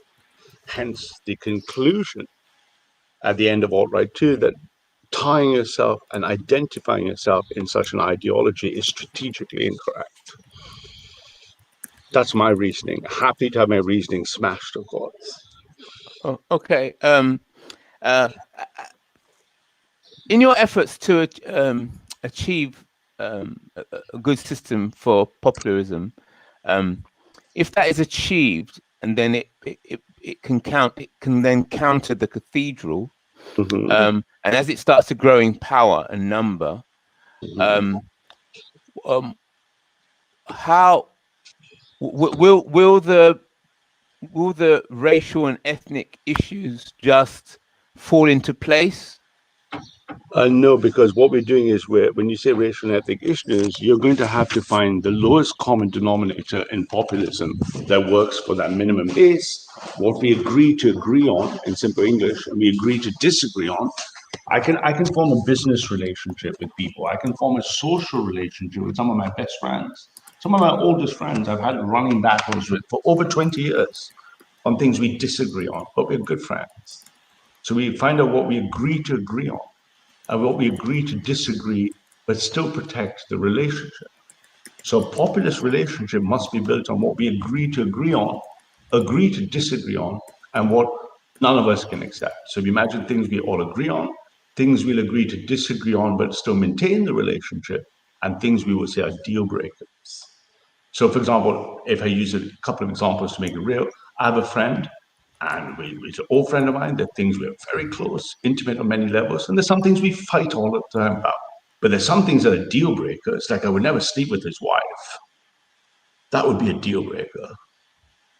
Now, he and I fight on all sorts of things because we're close. We've known each other for 25 years. And there's some things we agree. We're like swim like fish together. In the same way, a populist movement must define the terms of what we agree to agree on, what we agree to disagree on, and what we will never agree on. Right, right. So then the Christians can work effectively with the secularists. So the Christians can work with the pagans and the atheists because they may not be a deal breaker. But right. for the right, what might be a deal breaker is mass migration. For the left, what might be a deal breaker is hyper-capitalism. And for the liberals, what might be a deal breaker is free speech censorship. So we can find what things are deal breakers, what things are agree to disagree, but we're still together. And that's the basis of finding it. Does that kind of make, that's my kind of game kind of strategy, kind of approach. Yeah. Yeah, it sounds good. Beyond left and right. But given when I now evidence the model against the polling data, 35% of the people, call it 30% of the people, are identifying as populist.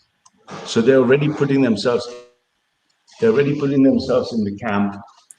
Our primary interest and focus is that our top issue is governance against the ruling class. So if you look at the evidence again in the protest marches that I've been tracking very closely for the last 6 months, watching them in Berlin, in Paris, in France, attending them in Berlin, attending them in different places, I see the left and right agreeing to agree that we don't like the governing, agreeing to leave and park aside our differences on things like ideology, but not going to accept things like a black man being hit on the street by the left, for example, or the right accepting you burning a German flag. So we get together in a position where the populist movement on the streets in Berlin, the protest said, okay, don't hit the black man, don't burn the German flag, and we'll agree that there's no deal breakers, and we'll agree to point our resources against what we agree is our enemy, which is the governing globalist class. Right. So the globalists, what you've just described, then the globalists are like the mirror, because they'll be saying the same things as you're saying, won't they? Because they're saying, well, we're trying to be global, we're trying to be inclusive, you know. Let's get together. We're all human. So it sounds a similar kind of speech, similar sales. Well, that's a rhetorical thing, but I'm looking to go a little bit deeper and say what are the actual concrete positions that we agree on. So again, rather than guess and think, I prefer to measure. If you measure what the people, for example, in the populist reset movement are spanning left, right, and center, what do they agree on? The government has lied to us. The government has mishandled the crisis. My job security is falling. I no longer believe my economic future is secure. These are all the things the left, middle, and right are agreeing on. What would they disagree on? The left will say it's all about the capitalists and the fascists. The right will say it's all about the commies and the progressives. These are things they disagree on, but they may park to form a unity of convenience. Now, is that an effective thing? All I have to do is plot the populist power political share, and it looks effective. Yes. So yeah, I understand what you're saying. Yes, it is effective, but it appears to be a kind of mirror. The cathedral would be mirroring that. The cathedral is already emitting ideological messages in the consensus engine. I'll give you an example or two in a second. That it started understanding the threat to it is not just left, right, and middle, but the threat is also populism, and it's starting to label the cathedral dogma engine, starting labeling populism equals bad. And I'll give you some example. Berlin has some fantastic churches, and a famous church in Kreuzberg has a sign that said, in German, it said, beware of right-wing populism. So they're already trying to the cathedral is trying to emit dogma to tell people populism equals bad, but the people are saying, but the people are saying populism equals good. Right. And after all, our objective is to get to the people, right? Is ideology for ideology's sake is irrelevant if it's not on the path to power. Otherwise, it might as well just be an anarcho-syndicalist communist or a third position fascist. They're equally irrelevant because no one will agree with you. But I suppose when they use democracy, they say, look, this is the people's vote. This is what the people have voted. This is what the people want. So we, the cathedral, we're the ones that are the true popular and what's the takeaway from Brexit? And what's the takeaway from the polling neck and neck in France is that whatever the cathedral and the government does, what it cannot do is remove democratic rights. So as long as democracy is still present, there's an avenue for political power. Again, is this an imagined world or real world? All I have to do is plot the populist shares across Europe and notice they're roughly the same percentages in countries where they weren't, they're catching up, and Britain is lost. Yeah, they want to move to like started yet, right? They want to move to some autocratic state like China, where we are, you know. Hey, just double check. Is that you, mate? Yes, oui, monsieur. Yeah. I don't speak French, don't worry. Hello. Hello. I know exactly what you're saying. Bonjour, Louis. Get out with your frog speak, please. Parlez-vous English, matey? Anyway, so fuck off. In this stream, we only speak British.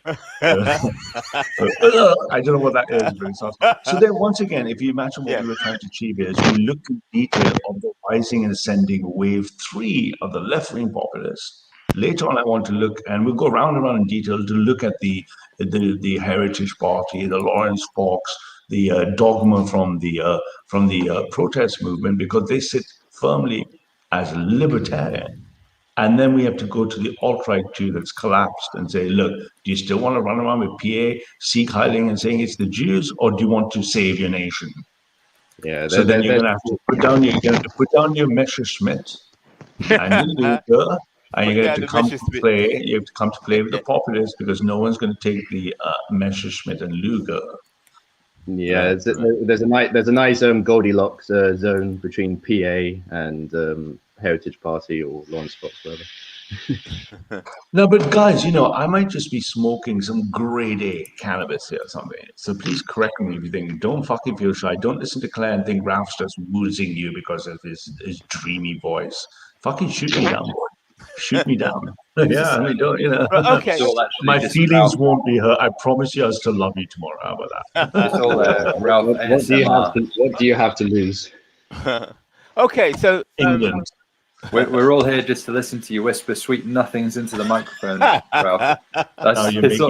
Now you're making me very uncomfortable. Can I confirm your heterosexuality while we're here? Behave yourself, Ralph. It's an elaborate ruse. It's all an elaborate ruse. What's French for fuck right off? Sacre bleu. Oh, fuck off, Barry. So anyway, sorry, Klaus, just being a bit silly there. But so I thought, so if I drop that picture for a second and once more instead go, okay, so I had a little look last night, but I thought it would be something as an interesting exercise for not for me to do by myself, but for a collective to do, going, okie dokie. So if that's the case, and if I do this, and I did a little bit of zoom action because I know not everyone ate their carrots as a child. So you can look at this, you go, here's the blurb, here's the big blurb, here's a big blurb. This is a 4 to 5 page version, but there's a particular list I want to show you. Is it this one or the short one? Here we go. Here is their top bullet points of what they want. Let's just run through them quickly, like a litmus test. If I was running an engineering team, I just go, okay, guys, we're just going to race through this and we're not going to think too hard. We're just going to do a first pass. We aspire to a democratic Europe in which all political authority stems from the European sovereign people. I'll throw that in my don't mind that one list. A transparent Europe where all decision making on the citizens could be, hey, I'll take that one. A united Europe which citizens have as much in common across as nations within them. I'll immediately go, I'm not sure about that. So number one, yeah, and then if you imagine like a plebiscite, we all go, okay, if I put this in an Excel sheet, I go, okay, this is like a work, we're not doing that work now. But let's say we were to do the work. We would take this and go, okay, so this is a populist manifesto, and there could be other versions. If we tick and go, how many of us agree on the first one? How many agree on the second one? The third one I have deep concerns about. A realistic Europe, sounds a bit woolly. A decentralized thing looks good to me. A pluralist Europe of regions, ethnicities, faith, nations, and cultures, I would reject. Multiculturalism. Well, native pluralism, but not integration. Egalitarian Europe that celebrates differences and ends discrimination, I would say, is a deal breaker. So do you see what I mean? Deal breaker this term. Pluralist is designed correctly. Okay, French for the French, German for the Germans. We'll respect you inter-nation, sure. These look good. Notice how immediately these aren't left and right issues. These are governance, north-south issues, not east-west issues. These are left issues, egalitarian left, a cultured Europe that harnesses people's cultural diversity and promotes its heritage. Partially, yes, but not sure what diversity means. Does it mean diversity within the European people? Absolutely. I want the French to play their silly songs and bring their onions and garlic. Absolutely. But I don't want it to be done by lots of Africans pretending they're French. Yeah. Right? That's if I why run through, and you know, very quickly, you then run into ones that are yes and no. So, for example, where's one that we see? An open Europe. You're like, no. I think for me, that's a deal breaker. But this kind of sounds like everything that's happening now. Isn't really. It's just seems like multiculturalism just repackaged. Well, this document is from the left, isn't it? It's what was the name? Carpe Diem. Yeah, but no, the top ones were not left-wing issues; they were populist issues. Yes, transparency, democracy, devolution of power are not left-wing issues. They're No, we're saying it's from left wingers. Yeah, the lefty ones. You just look at that and we say, well, which ones would you? Because ultimately, these would form the skeleton of something that becomes a positional framework in which you would construct things to go to people with, right? Can I interject just and back that up a little bit? Yeah, I'm going to actually nibble on the side, so I'll be on mute for a couple of seconds.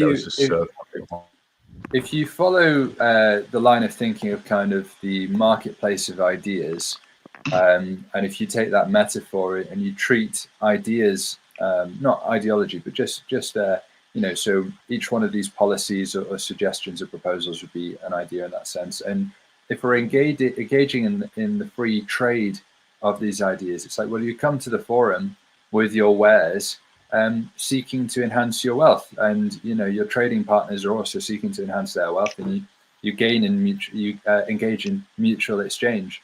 And if you take that approach to, you know, your political enemies, as it were, and I'm using that in a humorous sense, you know, there's business to be done. We have common cause, we have common goals, and we have a land to share. And this is one of the things which I found so ironic about some of the rivalries of the political spectrum, because if you take anarcho-capitalists on the far right, and then, you know, I've got, and I in some respects resemble an anarcho-capitalist, and you know, I find it a very interesting wing. And then I have a friend who's an anarcho-communist. Now, what we found through our heated discussions, which, you know, really wanted to attack me at one point, was that we both have an almost identical vision of where we want to be. The main difference was a difference of language and rhetoric. And then there's a further point of nuance, which is that the communist rhetoric is highly dogmatic, whereas the anarcho-capitalist rhetoric is highly, what's the word? It will take anything into it, you know, because they engage with this idea of the free market of ideas and the marketplace of ideas. Really, no idea is verboten. They're there to do business and they're there to crack on. Whereas the ideologue wants you to think in their language. Well said. Yeah, And that's you reflect that. You reflect that on the right. Sorry, there's a lot more.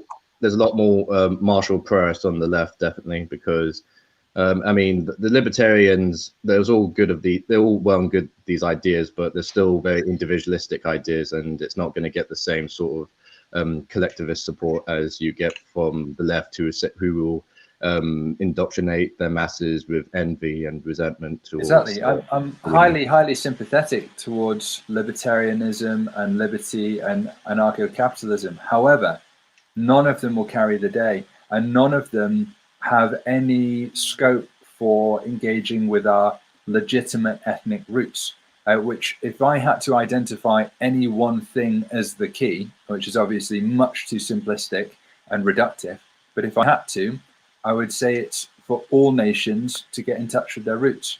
We must honor our heritage. But I think a common and valid criticism of capitalism is that it fetishizes all these things like the gods, for example. The Norse or Greek pantheon of gods have now become gimmicks in like Marvel or DC films, or toys or merchandise, all these kind of things. So but a spurgy nuance of that is that the comic books were as they are because they were a modern, at the time, reincarnation of the gods, and the first authors of and I've never been a bit of a comic book fan, but the first authors did that deliberately. You know, they are ripped, statuesque deities with superpowers, and they very much had the Greek pantheon in mind when they created that.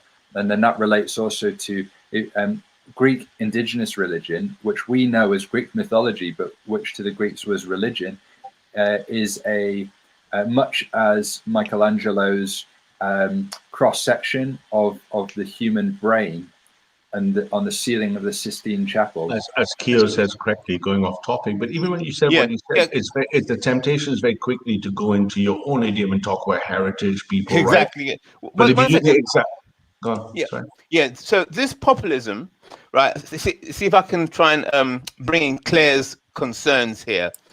With this populism, as it starts to gather power, words like the nation would be unacceptable because because that would relate back to nationalism, and you and as you're saying, you want to try and avoid that kind of thing. You want to you're just trying to move in the most popular view. But I think, going back to what Claire was saying, that if it's just about being popular and gathering that power, then there's the fear that, well, where's the morality? Because it's like anything goes. No, as long as we get power. Sorry, ICG. Populism doesn't mean popular. It means of the people. That's quite a common misconception. Populist doesn't mean this thing is popular. It just means it's focused on the people as opposed to the rulers. So if you run through, it would have a lot of people, though, wouldn't it? It requires lots of votes through democracy. Well, it's not about that. I think you're right. You're putting your heads ahead. You asked the question: how much of your population in nature is populist, and what's a populist political share, and what are their aligning points? So let me show you a couple of good research papers. Let me stop sharing. Let's share again, and I'll show you what I mean. So if you look at the Pew Research population. If I look at populism and how it works, you can see that it's quite common everywhere, and it's got a roughly 20-30% type reach by itself, right? Which kind of makes sense of the numbers. I want to see if I got a right table. Here are the key things that drive the factors. Is this coming across well? And scalability, I'll do this, and I'll try to think of the audience and do something like that. If you look at the factors that drive dissatisfaction, that puts people towards populism, what is it? They don't trust the officials. They don't trust the system. These are not left-right ideological issues. There are few believe elected officials care about what they think. The Swedes and Dutch, the Poles, look, a steady support in the Western European nations that say, look, these people are rising, are doing that, are not actually supporting us. Do they have a Right. favorable view of the EU? Are they against governance issues? Right. These aren't left-right talking points. Yeah. If I Yeah. look at them, Okay. what about life Yeah. satisfaction? Am I getting a good life? These are governance issues. They're not Right. ideological issues. They're not asking, the people aren't saying, oh, I care that my government is a socialist. They're saying, I care that I don't have a good life expectancy. I don't have economic security. Governments are not listening to me. Right. Right. What about my relationships with other countries? So these talking points, if you drive through them, you notice that all of them are not left-right ideologies. Right. Or most of them are not. Right. Right? So the idea that that's the becomes popular view. Yes. It's a not populism. populist. Popular is a different word. Populist. Yeah. Yeah. Okay. Okay. Populist means for the people of the people. Popular just means Yeah. more people like it. Okay. So then the Okay. question becomes two things to whatever Johnson said is, which of the values-based heritage, blood and soil stuff from the right needs to be repurposed into populist speak or translated, which is the way I look at it, translated downstream to an issue that is a populist issue. So let's take a working example. If a populist issue is hospital waiting time, right, then we in the right, from the right wing of the populist division, you're going to say, hey, look, these globalists have let all these people in. They come from another country and they have more health needs. And this is stressing the NHS. From the liberal point of view, you're going to say, hey, we were never asked if they should be allowed in. It's an issue of choice and freedom. From the left, you're going to say it's a justice issue because they're not invested in the NHS. Now, if I frame myself to come with ideologically as populist, I'd be framing it in terms of what we want, though our motivations are still to get the same result, right? Do you understand the difference, what I mean? And it looks like the market is telling me, and the market's telling us, that about 30% of the people instinctively are in that camp by self-identification, and the highest thing they're telling us by the things they don't like is democratic discontent, governance discontent, ruling class discontent, anti-elitism discontent, the 1% discontent, as opposed to Marxism, socialism, communism, fascism, rights, values, tradition. They're not using that language. One second. Let's see if I understand you. So you're saying the populism approach would be to use democracy to get to address the specific problem without showing any bias. It's just dealing with the actual problem. It's appropriating from the popular vote. As I think it was, I don't know if it was Ozzy whoever said it, is that if you come about it and identify yourself as nationalist or conservative or libertarian, and one of those three pillars, you're going to spend half your energy fighting the other two. Right. If on the other hand, you find by the principle of what do I agree to agree on, what do I agree to disagree on, and what will I never agree on, you find that 30% of the people seem to be those kind of people. Right. Okay. Now, what's your best way into the House of Commons? Is it a digital new nationalist party? Is it a digital new conservative party? Or is it a digital new populist party? The problem is nationalism is an N-word. Right. Okay. We got that. Okay. So this populism, I'm just trying to get my head around the shape of this populism. So what would be the issue of the clash with morality? How would populism deal with those issues? You just ignore it. Ignore it. Just get the vote. I'm not quite sure what you mean by morality, but by which you mean morality, I would be saying that the moral foundation framework is autonomy, independence, governance. I don't want you to tell me how to live. I don't want the elites ruling me. I don't want the government stopping me or making me put on a mask. Right. The moral foundations are not morality based on a left-right divide. They're morality based on a north-south divide.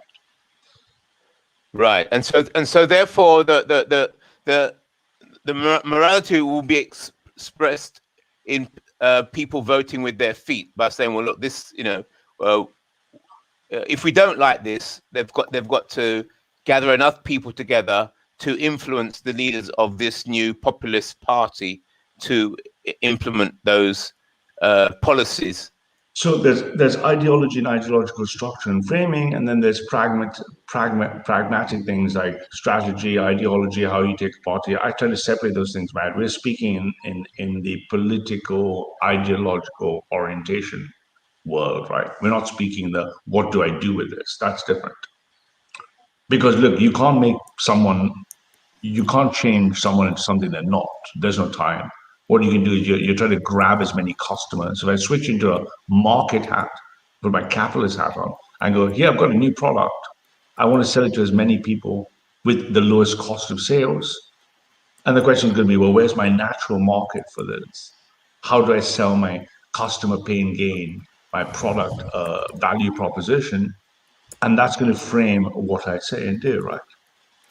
And it looks like nationalism is not a product that is being sold or will be sold. How do I know this? I check the experiences of the AFD, and hopefully I'll be getting some data in the next few weeks from another very, very successful European party.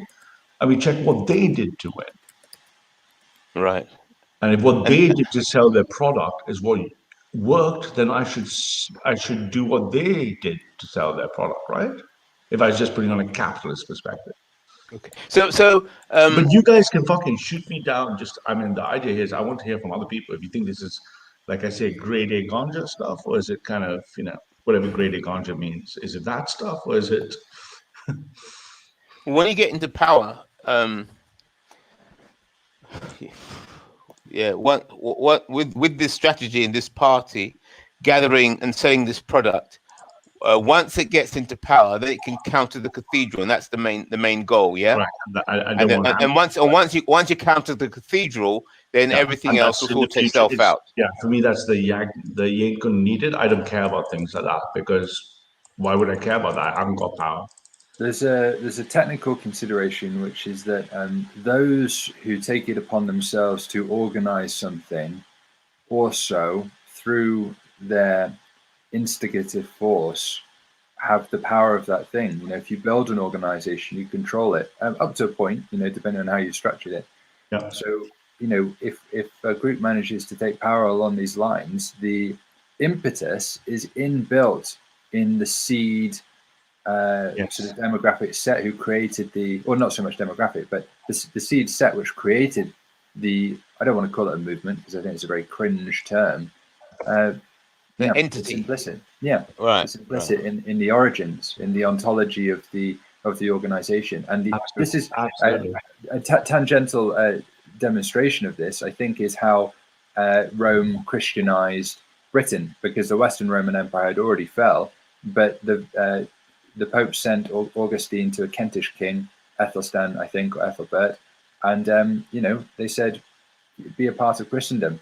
And I'm not saying that his conversion was cynical. It may or may not have been. That's a historical question. But there's no question that the Vatican and the wealth and might of Rome as a city and the Vatican was a tremendous boon to one of many kings on the British island. It was a massive ally. And he no longer had to worry about being attacked by his Christian neighbors. But the point is, there is power in administration, there's power in wealth, there's power in bureaucracy. Yeah, but these again are post things. Let me give you some clear example that will get the alt-right to get upset. This is the current Migration Observatory polling for immigration attitudes. Despite what Mark and Laura might tell you, this is the actual real data.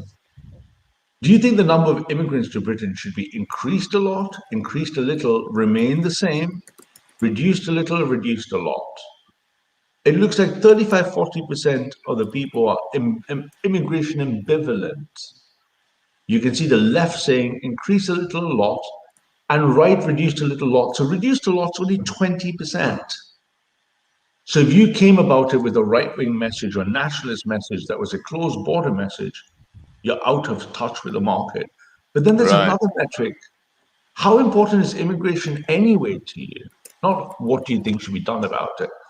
And it looks like immigration as the top issue since the turn of populism has actually been declining, while populist issues have been rising. governance, COVID, lockdown, quality of life. So if you came about it saying, if we just keep screaming 2066, the great replacement, the salient of the point, so that how much I weight the value, is actually declining. Right. Yeah. So if the source of immigration is the globalists and the cathedral, and the only job is to get them, because that's the only way you stop immigration, having the immigration first, which would be a right-wing message, on the right-hand pillar, is less weighted as a factor in declining and not as prevalent across. Right. Yeah. Whereas the largest polls I've seen from Ipsos, when you ask them, when you ask the British people what concerns them the most, is reset economics and control by governance. They don't like the way they're being ruled, and they don't like what's happening with economic confidence uncertainty.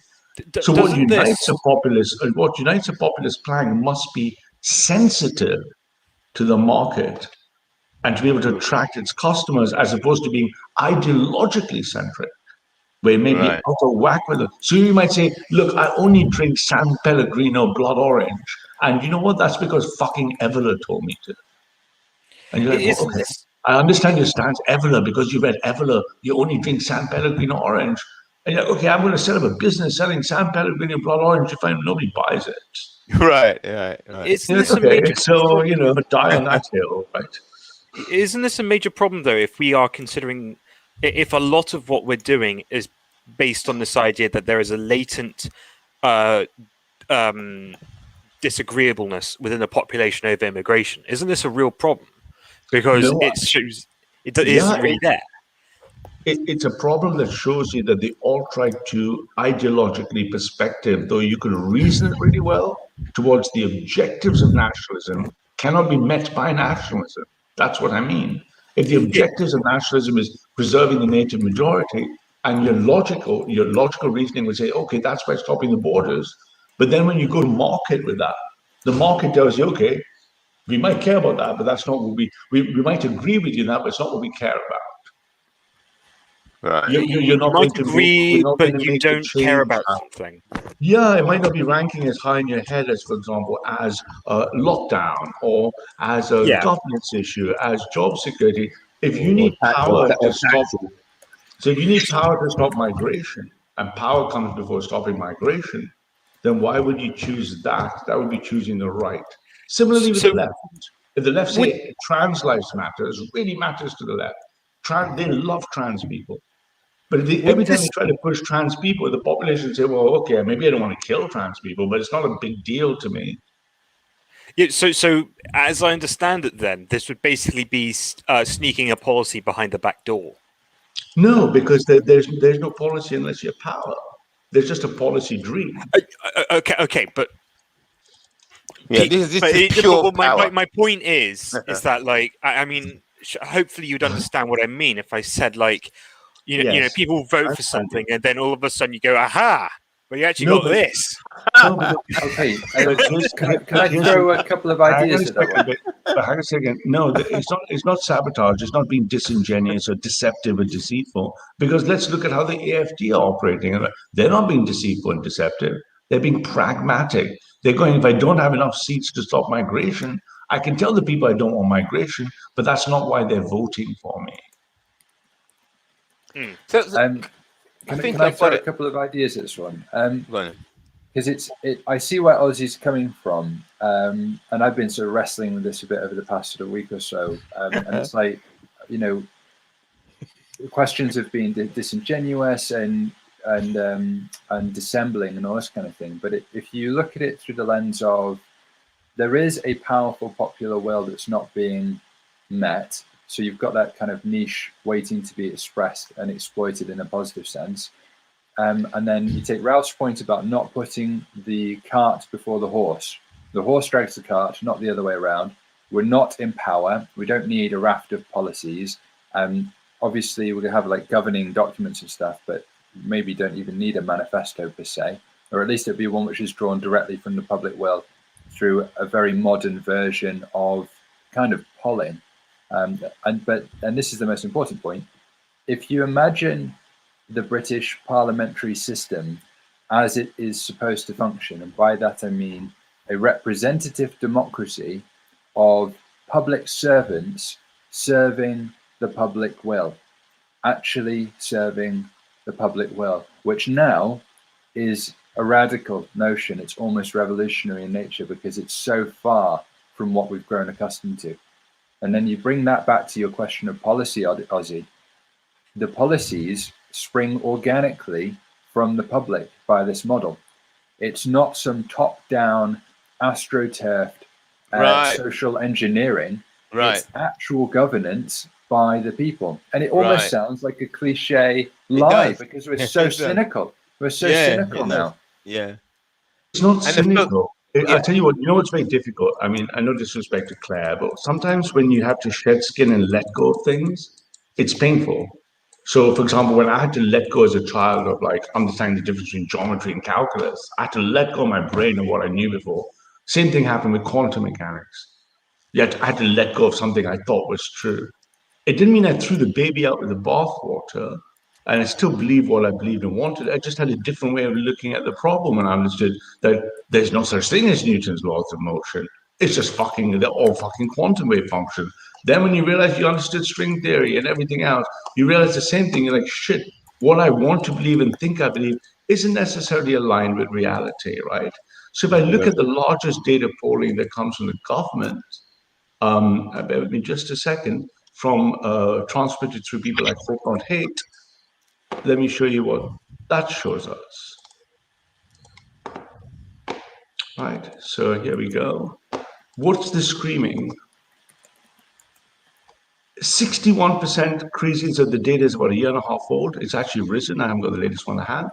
None of the main political parties speak for me. It's not an ideological question. It's a governance question. Yeah. 60-70% of the people agreeing with you on this. Next question. I feel confident at least one of the parties reflect what I think less than 40%. What about the whole political system? 55% think the system is just broken. 34% believes the system generally works, though it's not perfect. What about the interaction with the cathedral? Which statement comes closer to your views, even if neither is exactly right? Politicians put the views and interests of big businesses and interests before people like me. 70% of people. Politicians generally work to represent views of interests of people before businesses. Less than 10%. These are not left-right ideological issues. These are governance populist issues. So now the focus really is power, isn't it? Huh? The focus is just getting power. Pragmatically. In order Yes. to check the power of the cathedral. And boom, and this is what I mean, by checking the cathedral and devolving power away from it, you're removing the source of the very same thing that is causing that's causing the problems. Yeah, all right, very good. Okay, very good. So yeah, so if you check the source of the problem, then you don't have to worry. You don't run around chasing fires. You just check the source. And, I'm old and I'm like long in the tooth, and I'm trying as hard as I can. But it takes the good smart zoomers that like to just say fast and fucking hard, same aims, different vehicles. That's all. Those two ideas I see three. You're saying you sort of focus on power, and then if you take what Ralph was saying about it's not an issues or policy question, it's a question of governance, and that governance is actually you can render it a technical question. You can really take all of the contention out of it for a minute, which is I think another very good populist vector. If you imagine a kind of bipartisan ethos of we have a crisis of governance. We have a crisis of governance. We're not being governed effectively, and we're not being governed according to our will. You know, and what is it to govern? To govern is to exercise power, and that's what I mean. That they're two halves of the same coin. You know, and how do we right the wrongs? So this is why cynicism and being disingenuous are not at all necessary, because there is no deceit. We do have a crisis of governance. We are being governed in some regards ineffectively. And if you look at for people with a lot of experience, we don't need a scapegoat. You know, we just say. And if you look at what we just watched with the review of someone who's been in the heart of the governance of the EU by the globalist battle against the Greek people, and he's been right in there. He's also all their manifesto top points are not left-right issues. They're issues that people say, we don't like our politicians anymore. They don't do what we say. I don't trust them. I don't trust their collectives. And that's why the technology matters, that we were to capture the way we measure this. So they trust, just like having your top 5 apps on your phone, rather than Twitter's the only app where the politics happens, right?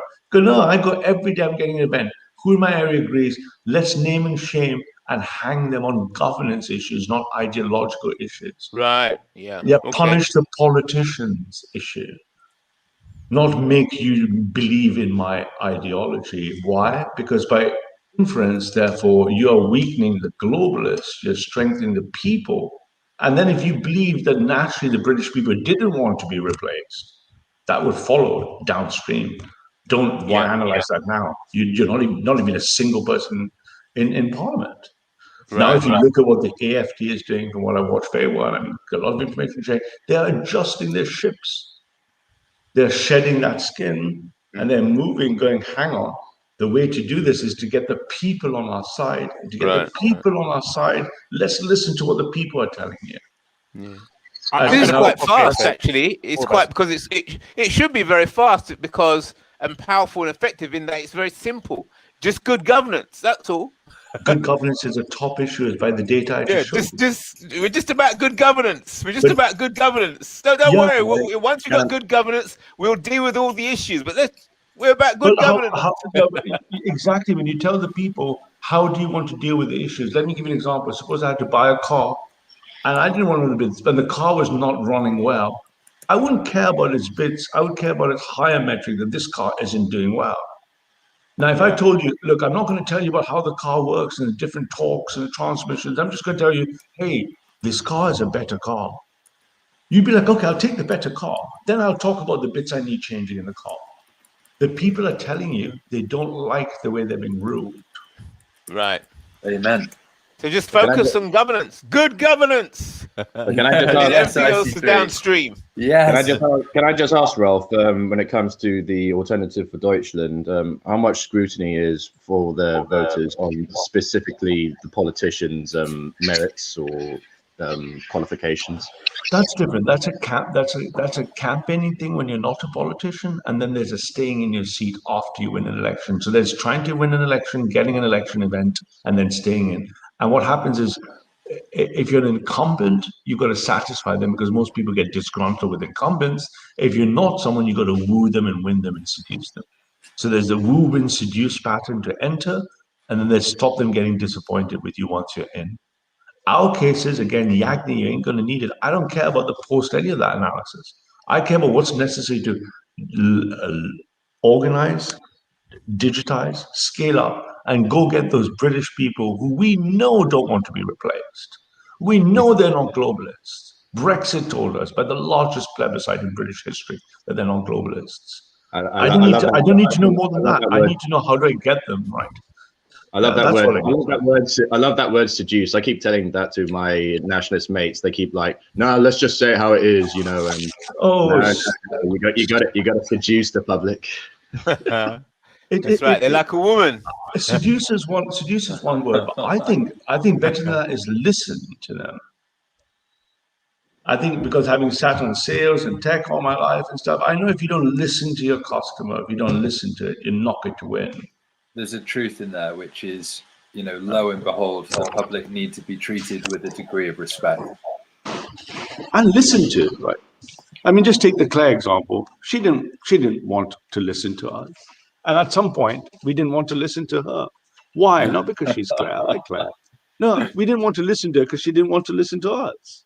Yeah. It didn't matter what the content was after a while, was it? Oh, yeah. It was just the fact that we weren't listening. Attitude. It's not. Yeah, it's not the person. It's how it's received, and is anything meaningful being achieved? Perceived. Perceived. Attitude. Manners. Manners makes the man. I wasn't expecting this to be some feisty fucking sort of cage fight or anything, right? But it seems like that was what I was thinking. We should start bringing these things, and I like to do the same for the libertarian and the liberals. But what do they care about, the populists? It looks like freedom and rights are the top of it. Are you thinking What do along the liberals lines of complain about the most? My rights and my values and my free speech. are you Not about the thinking, things in the speech, just the fact that the speech should be free. Ralph, are Not you the fact thinking that along the they lines want to of do something, just that they should be free to do something without specifying what it is. So again, it's a meta issue, right? It's an issue of, it's not an issue of which rights or which values. It's just the fact that my rights and values are being respected. That seems to be the middle plank, unless I'm reading the political landscape wrong. Are you thinking along the lines of having kind of a series of proving grounds where, you could have people on from different views and have, a little bit of a feisty chat with them and see what sticks and what doesn't, and if there's. Yeah, I think dynamic digital based polling based on our own platform, where we can then get people to set up teams. This is all the stuff that was being ramped up nicely before I had to stop in January. We can resume the ramping and then just go, yeah, let's just go stop polling, digitally polling, set up the group, set the organization. And we find it very quickly, rather than think and guess and perform sort of pre-hoc analysis, just ask people. What matters to you, mate? Let's say I kept asking using the application, what are these top? Can you rank these 5 things in order of importance to you? Can you rank this? Can I ingest all the Twitter polls of polls? Can I look at them and go like, okay, what are people telling you? Right, and that's the more you listen to people, the deeper. I mean, you should know this, dancing better than me. You move from the account stage to the relationship stage with the customer, right? You go into post sales and into relationship building, right?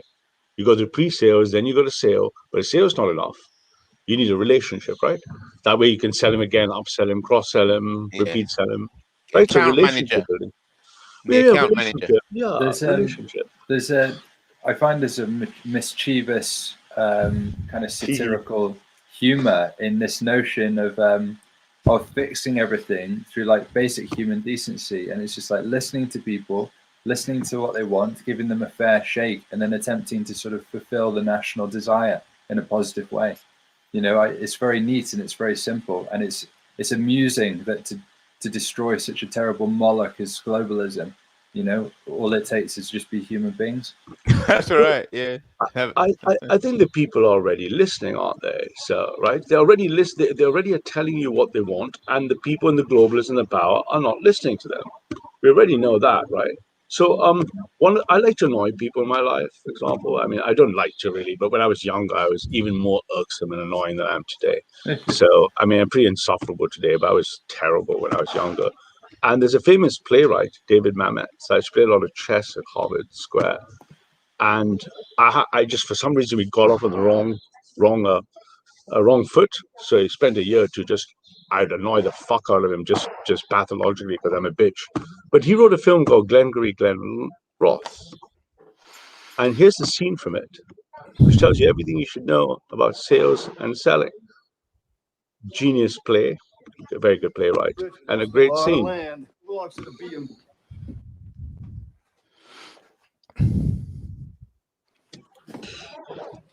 It is 7:30. So who is that? And where's Mr. Roman? Well, I'm not a leash, so I don't know, do I? Let me have your attention for a moment. Because you're talking about what? You're talking about bitching about that sale you shot. Some son of a bitch don't want to buy land. Somebody don't want what you're selling. Some broad you're trying to screw, so forth. Let's talk about something important. We all here? All but one. Well, I'm going anyway. Let's talk about something important. Put that coffee down.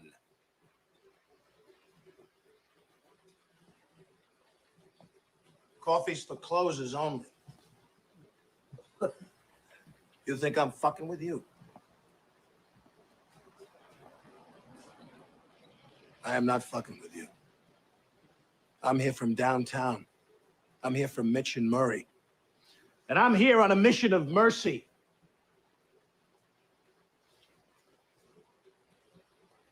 Your name's Levine? Yeah. You call yourself a salesman, you son of a bitch? I don't gotta listen to this shit. You certainly don't, pal. Because the good news is you're fired.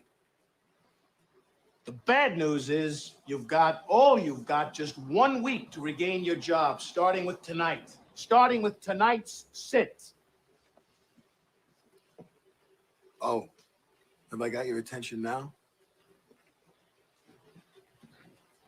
Good.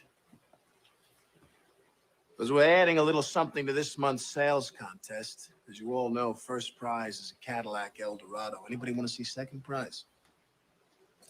Second prize is a set of steak knives. Second prize is replacement. Third prize is you're fired.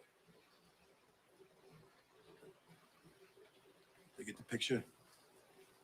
You laughing now? You got leads.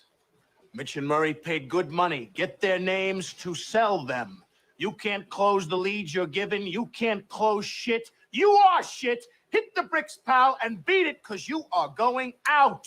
The leads are weak. The leads are weak. The fucking leads are weak. You're weak. I've been in this business 15 years. What's your name? Fuck you. That's my name. You know why, mister? Because you drove a Hyundai to get here tonight. I drove an $80,000 BMW. That's my name.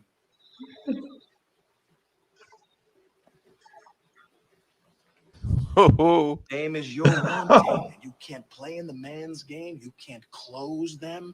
Then go home and tell your wife your troubles. Because only one thing counts in this life. Get them to sign on the line which is dotted. You hear me, you fucking faggots?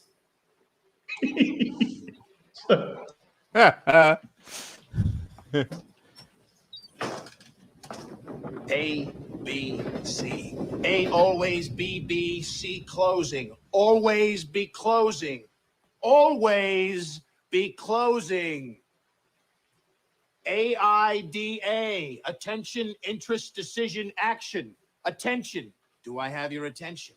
Interest. Are you interested? I know you are, because it's fuck or walk. You close or you hit the bricks. Decision. Have you made your decision for Christ? An action. AIDA. Get out there. You got the prospects coming in. You think they came in to get out of the rain?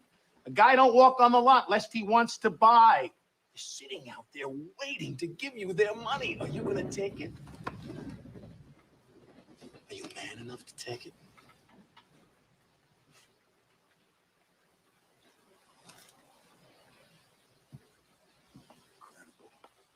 What's the problem, pal? You, Moss. You're such a hero. You're so rich. How come you're coming down here wasting time with such a bunch of bums? You see this watch? You see this watch? Yeah. That watch costs more than your car. I made $970,000 last year. How much you make? You see, pal, that's who I am, and you're nothing. Nice guy? I don't give a shit. Good father? Fuck you. Go home and play with your kids. You want to work here? Close. You think this is abuse? You think this is abuse, you cocksucker? You can't take this. How can you take the abuse you get on a sit? You don't like it? Leave. I can go out there tonight. The materials you got make myself $15,000. Tonight, in 2 hours, can you? Can you? Go and do likewise. AIDA. Get mad, you son of a bitches. Get mad. You know what it takes to sell real estate? It takes brass balls. Oh, man. Go and do Do you know what it takes to save your country? The money's out there. You pick it up, it's yours. You don't, I got no sympathy for you. You want to go out? I think that shut the stream down, boys. I couldn't help it, man. Anyway, guys, I think that was good enough for this one. You have to just to focus minds. Look, speak. I want to get some of the time. Like I've gone on. My cupcake is giving me grief about my participation in this. Like I need to see. I want to see results. I need to. If I'm going to continue along this line, I have to start seeing some results. I don't have time for spurgy debates. Like last last week I just got, very disheartened with the way things were going. So great. I see there's a turnaround this week. There's a turnaround in intentionality. Sales. There's a turnaround in, yeah. The leads you have are the leads the most have power over is our attitude. It's all about attitude. I agree with you 100%. I know this. I don't have time to argue with experts like Claire and stuff like that. It's no time at all. I think that's a waste of time.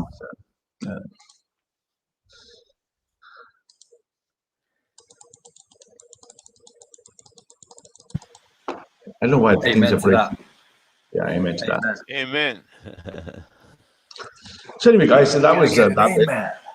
Yeah, so I think working sessions in closed streams for those who are interested. I'm going to have increasing amounts of time available to me. So I think we need to coordinate that somehow. I mean, closed streams, as in we get a stream up and we share goals, plans, tools. I've got all the infrastructure available, emails, accounts, shared drives, all that crap. But that can't be done on a public stream. Right? We can do it on a private stream, right? Like a stream like this that no one is seeing. Right? Yeah, set it on this. Yeah. Well, that's the bit which really excites me because I've been testing out different groups of sort of the activistly inclined, for years, looking for something which has legs. That's why I was investigating PA. I wanted to see if they were the ones, but sadly they're not. Yeah, I'm of that view that they're not. They've already been corrupted, polluted, and penetrated by the people who are going to make sure that they never get it. So yeah, so yeah, guys. So like I say, whenever you chaps want to get stuff, you know how to get a hold of me, and then we can talk about pragmatic, practical steps, not ideology, theology, religion, like tasks. I'm a kind of bottom up kind of guy, like tasks, things to do. So if you want, whenever you guys want to coordinate with me, I know I've exchanged information with Dunstan and others. And there are a bunch of other people also interested. We should try to work out how to schedule ourselves correctly, coordinate, and then let's set up small working sessions. Like I know this might sound the opposite now for someone who likes abstract stuff. These are going to be really dull and boring. Like, where's your email address? What's your drive? Where's your folder? How does it work? Where's everything stored? What are the maps? Where are the data? Really, really working. By me working, I mean I'm putting on my software engineering hat now. We're in a meeting to work. We're not in a meeting to talk, kind of thing, right? That makes sense.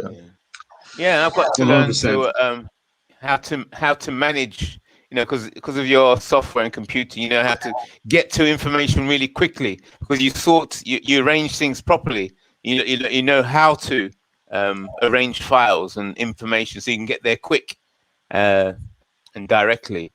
Yeah, I've done a lot of the heavy lifting from all the series stuff, the data. So I can give you a quick update now that we're private. I have loaded all the models, the information stuff. We have documented slides of what a process plan would look like. We can get together to clean it all up and make it fresh and new. The political party is currently sitting waiting for a couple of buttons to be pressed in the Electoral Commission. The company limitation for the population platform has been formed, limited, talking to investors. So this kind of general all about the stuff needs to be brought into like a startup business working model. Then we can talk about what's the calendar, does what, wants to do what by when, where's the test bed, what are we doing for January, February, March, April, what are we doing on that kind of level of work. The stream is not off, Ralph. Yeah. Oops. I was going to say. Yeah, you just got stopped from streaming the video, I think. Okay, let's just stop that stuff, guys. I'm getting calls. My DM's just lit up to confirm that. Yeah. Was it a copyright? Yeah, it was copyright. Yeah.